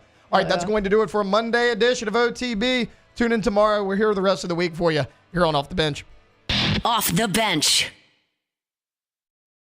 It's not just a game, it's a religion. You've got your team colors, team swag, and now your very own website, LouisianaSports.net. Everything LSU, Saints, and Pelicans. Sports on demand. In-depth coverage by sports writing pros with continuously updated news. And with the LouisianaSports.net newsletter, you get pinged directly with top trending stories. Best of all, now and always, no paywall. It's free. LouisianaSports.net, powered by 104.5 ESPN Baton Rouge. Your home for Louisiana sports. ED, low T, or simply seeking to optimize your health and performance? Goodwood Men's Sexual Wellness offers a range of discreet services to address your specific needs. We empower men to reclaim their health and confidence. Visit yourgoodwood.com. These are the luckiest ice cubes in the world. They could have been a thankless bed for an all-you-can-eat salad bar, but instead, they've been called upon to cradle and cool a crisp, refreshing Dos Equis. Looks like the lucky just got luckier. Dos Equis. At Auctioner, we know healing is a team sport.